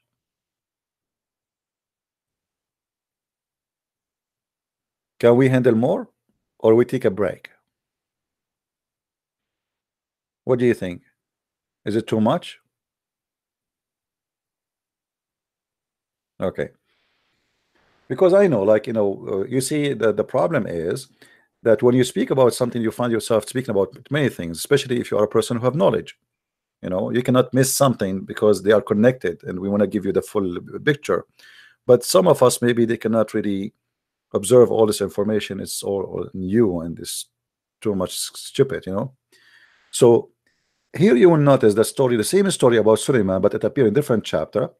Speaking about Suleiman, when he checked his birds, he found one of them, he is missing, and then he said, if I like, why he is absent. And by the way, all of us in the Middle East, we check our birds and we speak to them, you know, and we have army of birds. Even Allah, he said, he have a chapter, it's called the chapter of the elephant, if you remember. In the chapter of the elephant, this is at the end of the Quran, it says that Allah, he sent an army of birds to destroy the elephants. So yes, birds are army, like F-16 of Islam. So when the Prophet Solomon, he checked the birds, he found the hudhud, as you see here in that chapter. It's called him hudhud. This is the name how it is in Arabic. Now, what is hudhud? Let me show you what is hudhud, for those who did not know what hudhud is.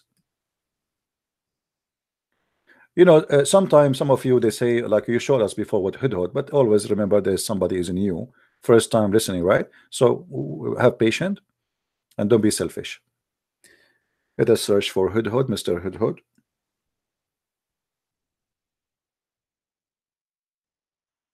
Okay. This is the hudhud, which Suleiman, he checked out and he found him missing. General Hudhud. And obviously, I think they choose him for such a job because he obviously, by the look, he looked like a general. I mean, look at this man. Glory to God who created you, little bird. Very beautiful. But the Muslims, they copy from old nations, all generations, fairy tale stories about that. This is a bird who is very unique, and he is, according to the Islamic scholars, he was the minister of irrigation. His job is to fly and to find water under the ground. Actually, I saw an article saying that scientists, they found that some birds, they have a special X-ray vision. What is that is about? I mean, they try to make anything to be perfect about their prophet. In the interpretation, there's a guy, he was saying about the hudhud. He said, well, how come if the hudhud, he can find water under the ground, how come if we put some seed under the sand, he cannot see it? So we have to make it seen in order to make a trap for him. You know what I mean? Then Ibn Abbas said to him, aren't you afraid that Allah will strike you for saying that?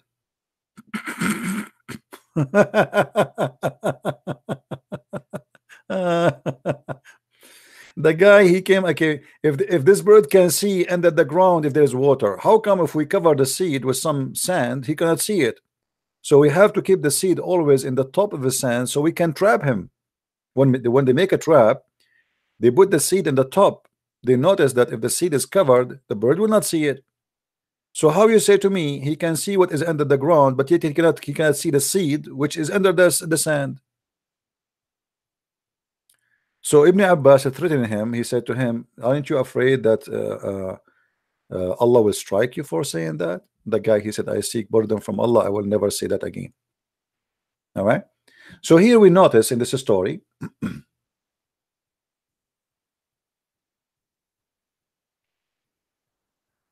that when he did check the birds, he did not find the hudhud, and he said, I will punish him severely or cut his throat.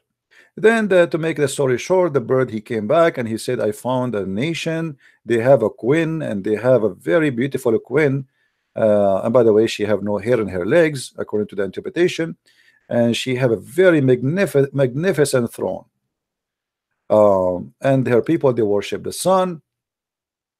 They they don't worship Allah, blah blah blah blah blah blah blah, etc. And then Solomon, he said, we shall see if you speak the truth or you are a liar. All this conversation is happening between who? Between Suleiman and his bird. Are we following? All this conversation until now is between the bird and Suleiman, that bird. And then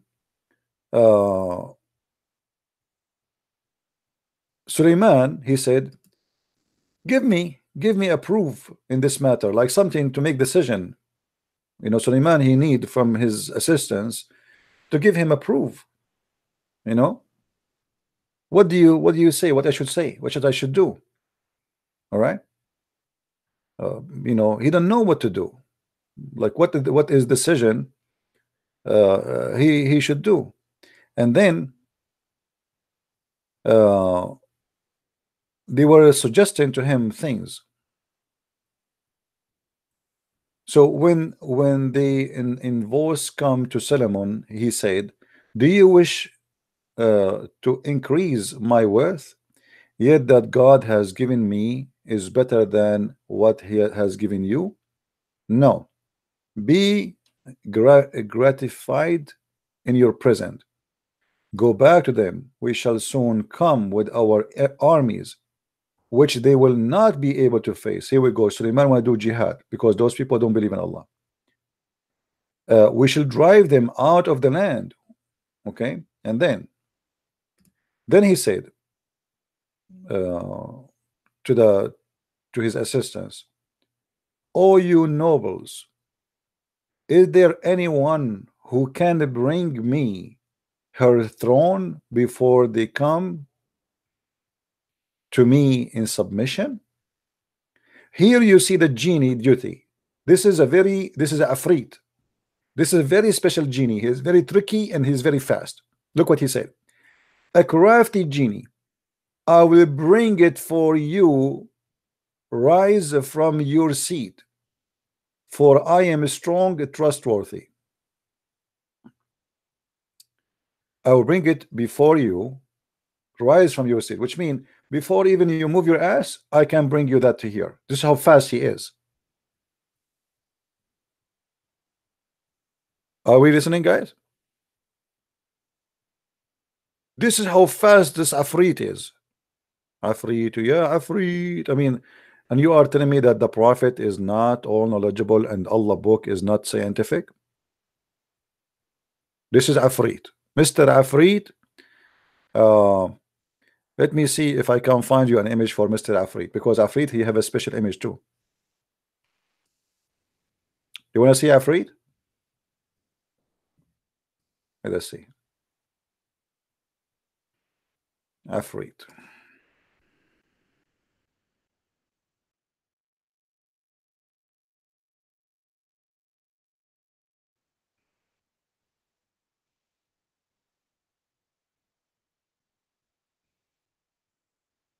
Where is the Afreet?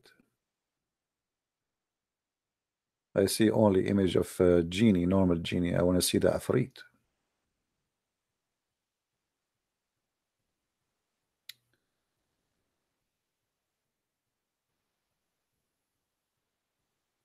If any of you remember, like there's a movie when there's like a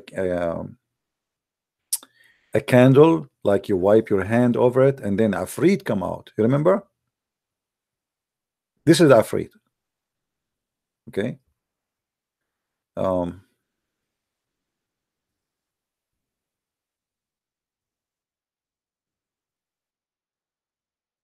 to find.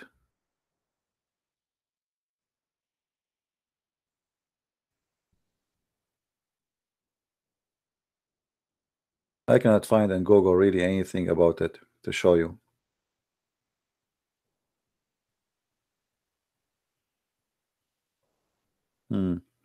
But anyway, I think you get the idea. He's like a powerful giant creature, and always he is naked. He is bald, not totally naked. He have like a panty, you know, and he is bald, and he is very huge, but yet he is very powerful. Oh boy, I cannot find anything. Weird. Usually I can't find really.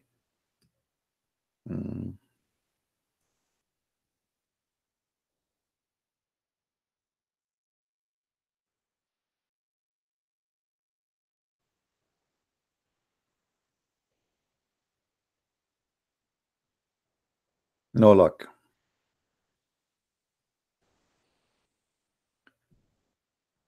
But anyway, I mean, I think you guys, you got the idea. Oh, what I find just a normal. He is a genie, but he is different kind of genie. Like this. If you, this is always how the Muslims actually. This is supposedly a person he present Afreet in a Muslim movie. This is how the Afreet come to him. So the Afreet is a bald guy. He have a mustache like this, and he is huge, very huge. All right. True story. Anyway, so we go back. So be careful that your wife, she will not sleep around with the Afreet.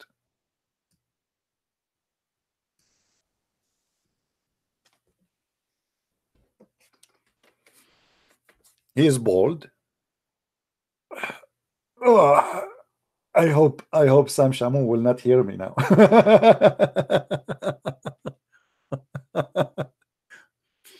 So he is bald, but he is huge to the point like he is really a giant, and he have a big mustache and a beard, and he put his arms around his chest, and he say in Arabic, "Shubik lubik, abdak bin idek," which mean I put my arms around myself and I surrender to you, master.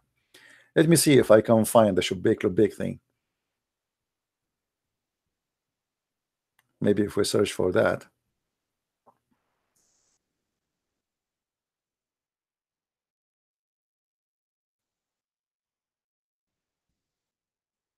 Oh, here we go. We found it. Here is the Afrit. Now you get the idea.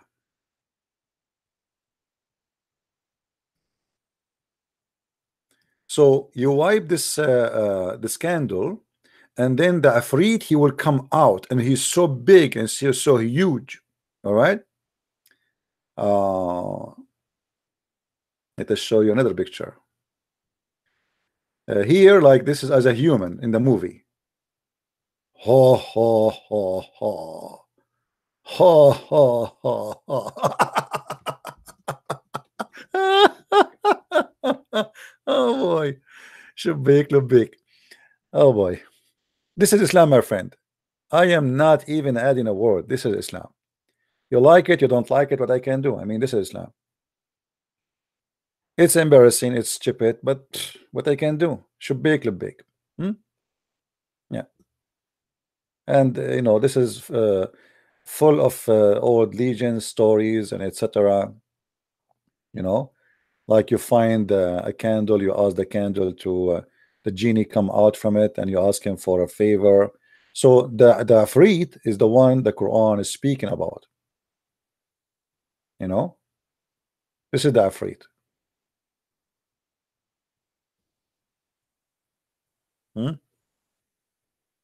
Oh, please don't say it is a story. Show respect to the book of Allah.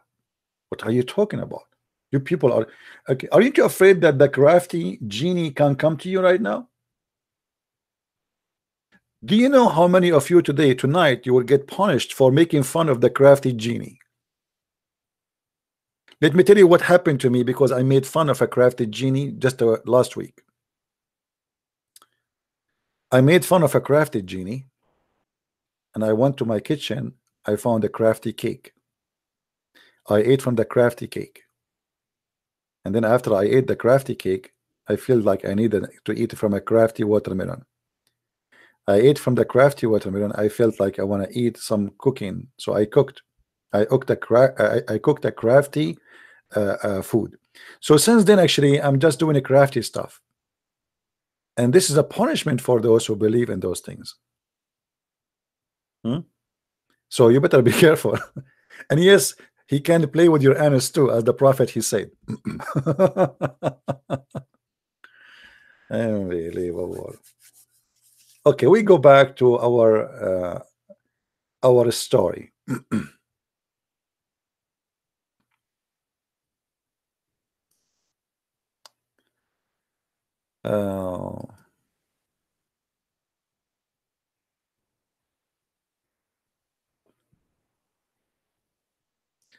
We have a Muslim here trying to call us. Let's see.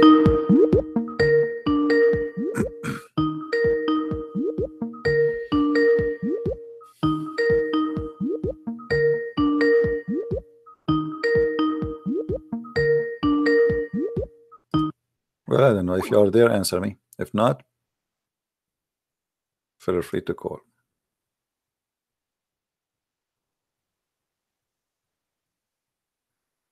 So as you see, Islam is nothing but a collection of fairy tale stories. We continue here. Hello? Brother Christian Prince, praise the Lord. Hey, my friend, how are you? I'm doing great by the grace of God. How are you? I'm all right. So I understand that you are an ex-Muslim, right? Yes, brother. All right. What do you want to say to us, my friend? I left Islam in 2010. I left Islam. Okay. It has been almost 9 years, and God has been faithful to me. So I just have been watching some of your videos, and the way you are exposing Islam is really, I got the opportunity to learn more about Islam because of your videos. Really My friend, I thankful hardly for can understand that. you. Sorry, I hardly can understand you. I Say again. actually have some doubts, and I just wanted to ask you. You have doubt about what?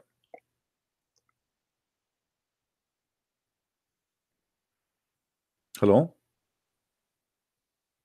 I have few questions. Can I ask you? Okay, about what? Is it about our topic? If God is an omnipotent God, sorry, hello? You know, I cannot really hear you. Maybe you can give God me... is an omniscient God. Can you hear? My friend, No, my friend. brother. Okay, It's let just us a let us general let us question. make it this way. Listen to me on YouTube. If you have something to do with the topic for now, ask me. If not, save it until we finish and you can ask me. All right? And your voice is very bad. I cannot hear anything. Let us continue here.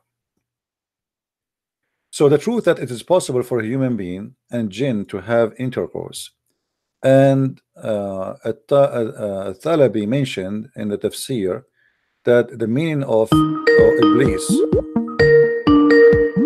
I think he did not hear me. Hello? Can you hear me now, brother? All right, so what is your question? The Bible says that our God is an omniscient God. He knows everything. Is what? He know everything. Okay, what does that mean? He knows everything. But when he knows that Adam and Eve are going to commit the sin, then what is the point in creating the human beings? What is the point of creating the human being?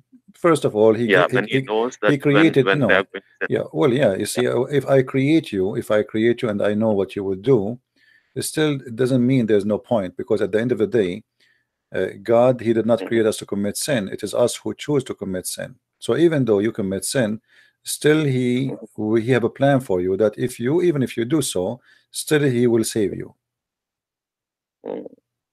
Because this is what Christianity is about. That okay, God, he knows that you are a sinner, and God, you know that you will commit sin, but God did not create you to commit sin, but you choose to do so. No problem. But then still you are not done. God, because he loves you, he give a chance for those who like to be saved to be with him, even though they are committing sin, and they commit sin before. If they repent and they accepted the Messiah, they are welcome to be forgiven and to be in his kingdom again. So knowing, if I know, like I say, you are a person who beloved by your father, and your father, he will send you to school, and he knew in the school you will do bad and good, but that is not a reason not to send you to school. Okay. Right. So in the school, it's possible that you will pass and possible you will not pass. However, he give you the right to pass or not to pass. You choose. You want to study hard, you pass. If I know, let us say I know that you will not pass, and then you say to me, okay, you are judging me, but you did not even give me a chance to try. So you judge me because you know. So no, not because I know I'm going to judge you, because you do what you do. So go. I create you. Go and do what you will do. You have a free will. Still you fail, and then I will judge you for your failure, not because I will judge you because of my knowledge. Okay. All right. Did I answer you? Yes, brother. All right. Thank you very much for calling. Take care. Take care. Bye-bye. Thank you, brother. Yeah, don't confuse about that, because simply God, he is not punishing us because he know that I'm going to commit sin. He punished me because I committed sin. If God, he punished me because of his knowledge, that is not even fair, but even if you commit sin, still you get your chance to be forgiven and to come back to the Lord. We go back here. It was narrated by Mujahid, when a man has intercourse with his wife and he does not name Allah, the jinn calls around his altar and has intercourse along with him. This is meaning of the saying, the Most High, whom neither man or jinn has touched before. You see the Quran in chapter 55, verse number 56, and this is what you see in the cover of my book, 6 and Allah. In the book 6 and Allah, you will see in the cover, I choose a verse where it says, it doesn't say really, it doesn't say that no genie did touch them. It says no genie did have intercourse and broke their hymen inside the vagina. It doesn't say touch them. Where is the word touch them? What touched them? لم يطمثهن, which mean no genie or man did have intercourse with them and made them lose their virginity. Now you will see it in the screen how it says that verse exactly as we are quoting the scriptures from the Quran, or let's say the funny statement of Muhammad. So you will notice there that there's nobody broke the skin of virginity inside their vagina. So the God of the Quran, and now he mentioned that, which proved that the genie and man, they share the same vagina. Genie and man, otherwise how he's saying, and that's why they are using this reference, otherwise how Allah he says that those women in heaven, Allah he promised you women who no genie and no man have intercourse with them, unless genie can have intercourse. And this is very logical to say that the Quran is saying that as a proof of their logic. Then he says, Ibn Abbas said, Ibsen's Mukhannathun. The Mukhannathun simply are the gays. The gays are the sons of the jinn. So what happened that when you have sex with your wife and a genie have sex with your wife, and then you have a child, this is not your child. This is the child of a genie, and look like he is going to be a gay according to Islam. So if you see somebody, he's a gay according to Islam, not according to me, he is a son of a genie. All right, and I think this is logical, isn't it?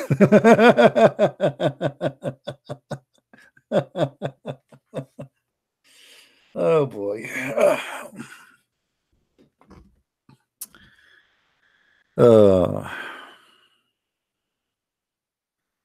And yeah, like actually somebody he says, does that mean all of us are gay?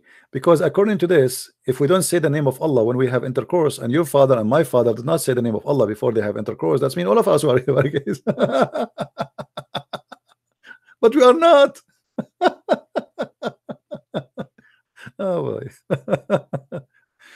Oh Lord have mercy.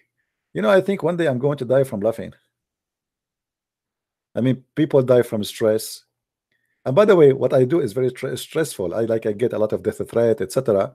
But I find it very funny, and it's fun. I don't feel any stress, by the way. I feel like tired. Sometimes my eyes is burning, looking too much at the screen. And it's a challenging, you know, like you go and you challenge everybody. Who wanna call me? I mean, this is a big challenge. You know, it's not easy. Not everybody can do it. Who dare? So it brings stress to you if you are not confident. But I have a lot of confidence of my Lord first, and myself as knowledge. And when I read about Islam, even though I did read those stories 1,000 times, still they made me laugh, because it's the most stupid, hilarious. I mean, how a human being go crazy that far? You see, I don't think donkeys they have such a thing in their books, if they have books. I mean, this is really beyond stupidity. So the gays are the sons of the genies?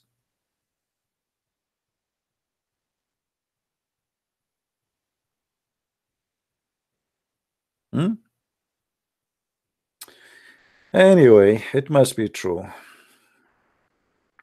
By the way, if there is any gays listening, do you feel like you are half invisible? Because if you are half a human, half genie, then you should have the power of the genies. Oh boy. Okay. Allah and his messengers forbid that man have intercourse with his wife during her menses. Let's see the reason here.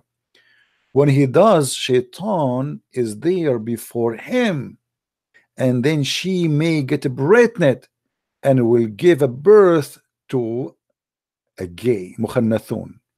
Mukhannathun in Arabic here, this is mean gays. So the reason the Prophet, he forbid you from having sex with your wife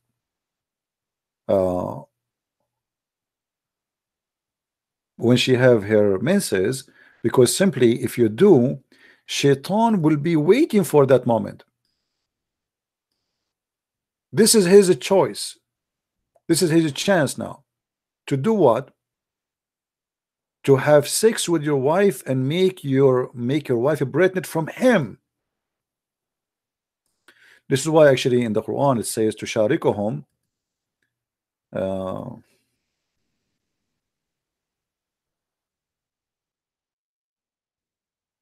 that Shaitan is going to share with you, chapter 17 verse number 64, he is going to share with mankind their money and their kids.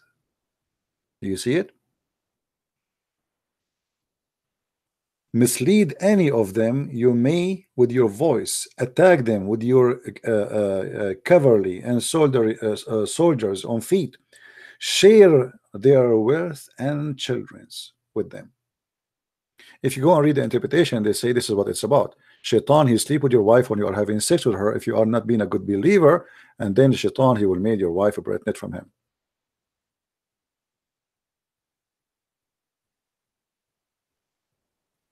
All right.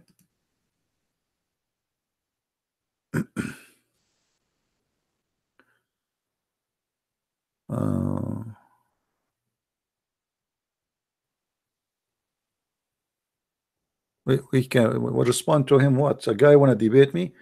Call me. And what I can do more? If you want to debate me, call me, my friend. Don't call me now. Give me a second. Let me get some water. give me a minute until I come back.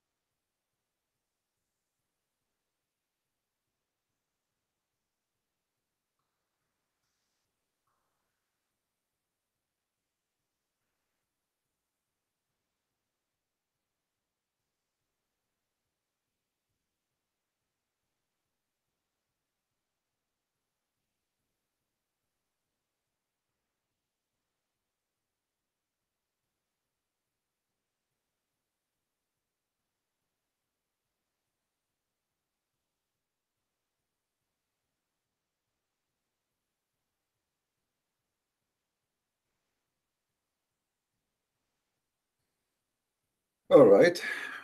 You can call me, my friend, if you want. And don't forget to bring your afrit with you. You need your afrit today. Are you there, Mr. Muslim, who want to debate me?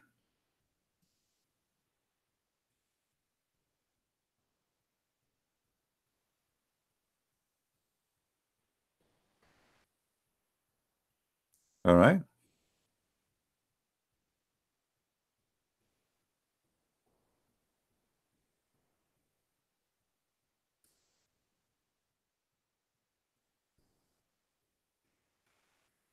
We are waiting for you, my friend. Are you going to call or no?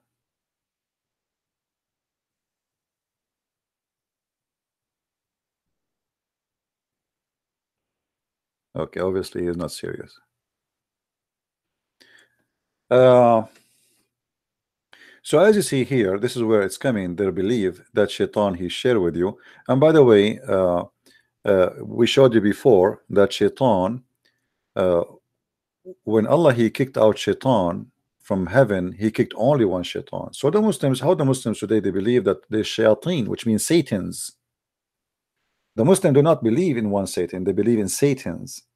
So the big Satan, his name is Iblis, and obviously this is something taken from other belief. So there was a question about how Iblis, if he is the one who was kicked out of heaven, have children after that. Did he have a wife? Can he have sex? The answer, the Muslims, they came with the answer that Allah, when he created Shaitan, he created for him a penis in the right side of his leg and a vagina in the left leg. Let me show you the reference.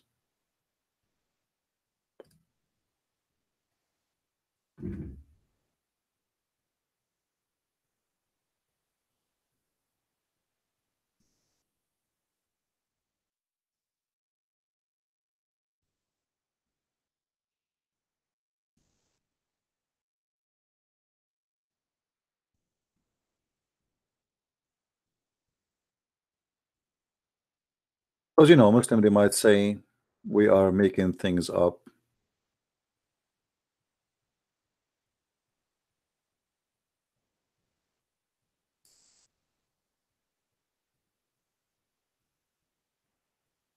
You know them.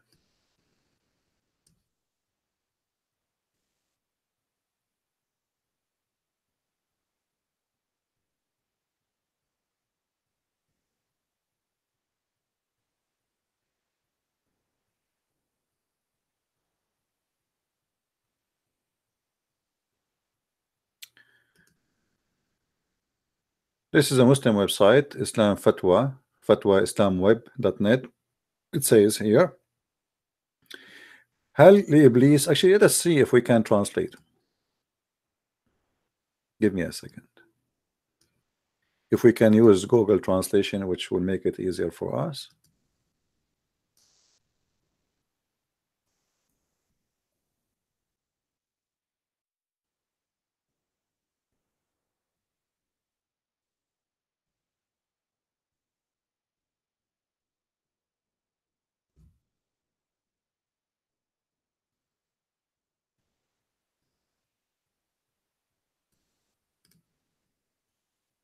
Okay, we post the link as it is, and we open the link using Google translation.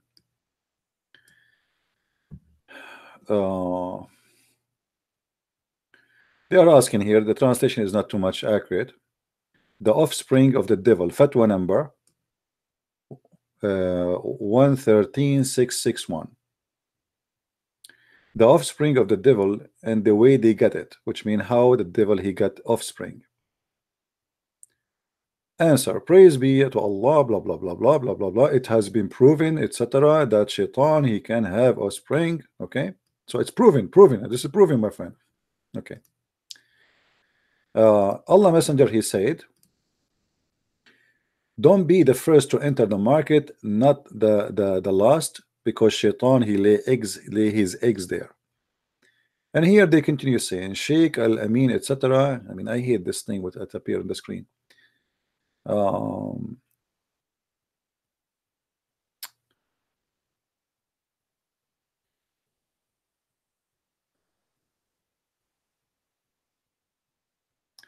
Allah created for him a right male in his right thigh. Do you see it? I'm just using the Google City translation. Allah created for him a male, which means a penis, in his right thigh, and in his left he created for him a not a prostitute, a vagina. It's funny with Google translation, vagina became prostitute. So he would do this with that, and then he will lay down 10 eggs every day, and from every egg there is 70 shaitan and shaitana devil come every day. All right, so as you see, this is what the Muslims believe, that Shaitan, the first Shaitan, Iblis, he was created with a penis in the right leg and a vagina in the left leg. So when you want to have sex with himself, he just shake his legs. I mean, how lucky you are, man.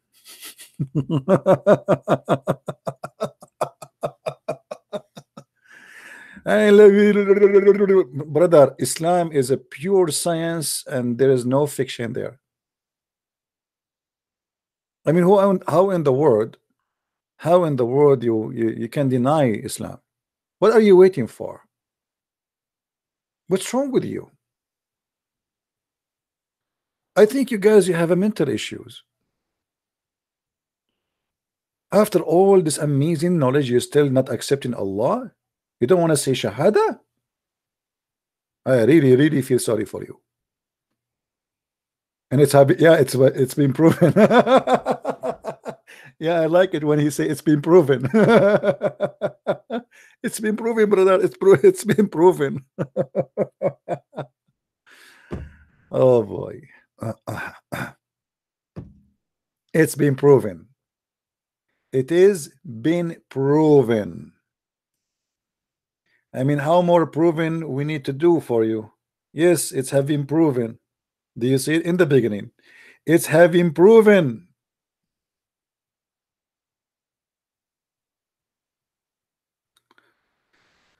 Oh.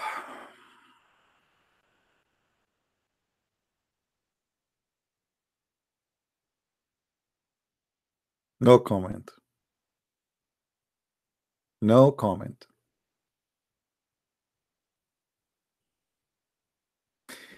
Anyway, guys, I think it's time for me to go for today. We'll try to continue tomorrow. What do you think? I feel hungry. I did not eat since yesterday. We can continue the same topic tomorrow if you want. But as you see, this religion is really stupid. And you cannot really be a person who have a, I don't know what kind of education you have, how small, how big your brain is. I mean, at the end of the day, God, he gave us a brain. And it's going to be very silly of us to be silly and to be stupid. You see, people, they decide to be stupid by their own decision. God did not create you to be stupid. But if you choose to be stupid, I mean, it's your choice.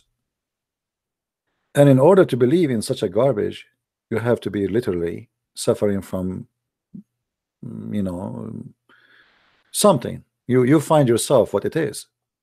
There's no way any human being, he have a little intelligent, he will believe in such a garbage. You believe in it, it's your fault, not my fault. I did my part.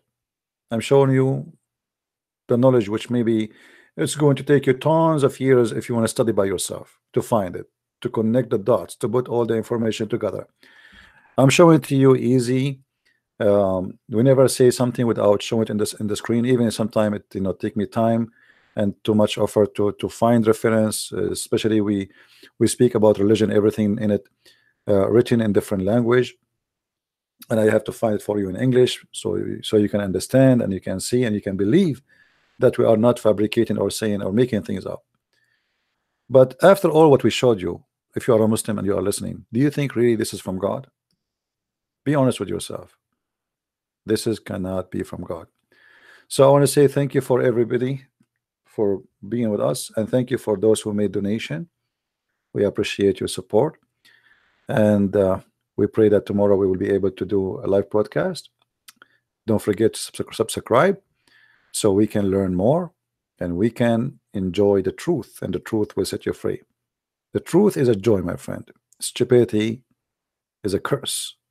So don't curse yourself. It's a curse upon yourself by yourself. That's what a stupidity is. To believe that God is going to provide you vagina, that because you decide to curse yourself and to become a sex slave. God in heaven, he is not a vagina vendor. Even God, when he created Adam and Eve, not Adam and 72 Eves. If we are going back to heaven where we came from, so it doesn't make sense that this God, he is going to bring me not only back to zero, he will bring me to be worse. He will bring me to be a person who is addicted to sex, and I don't see women as something I love. Women are created as the same as men from the man. Actually, the Bible called them both Adam. So the woman is not created to be used. The woman created to be a partner within ourselves, from my kind, not from different kind. So the God who made a woman a sexual toy cannot be God.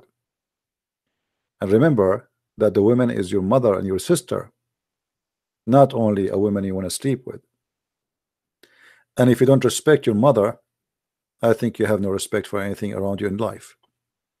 Unless your mother was a very bad woman, and then I understand. But that is not what we are talking about. I want to say thank you again. May the Lord bless you. And until we see you soon again, Christ is Lord, Islam is false. And this is a Christian Prince with you saying good night. Bye-bye.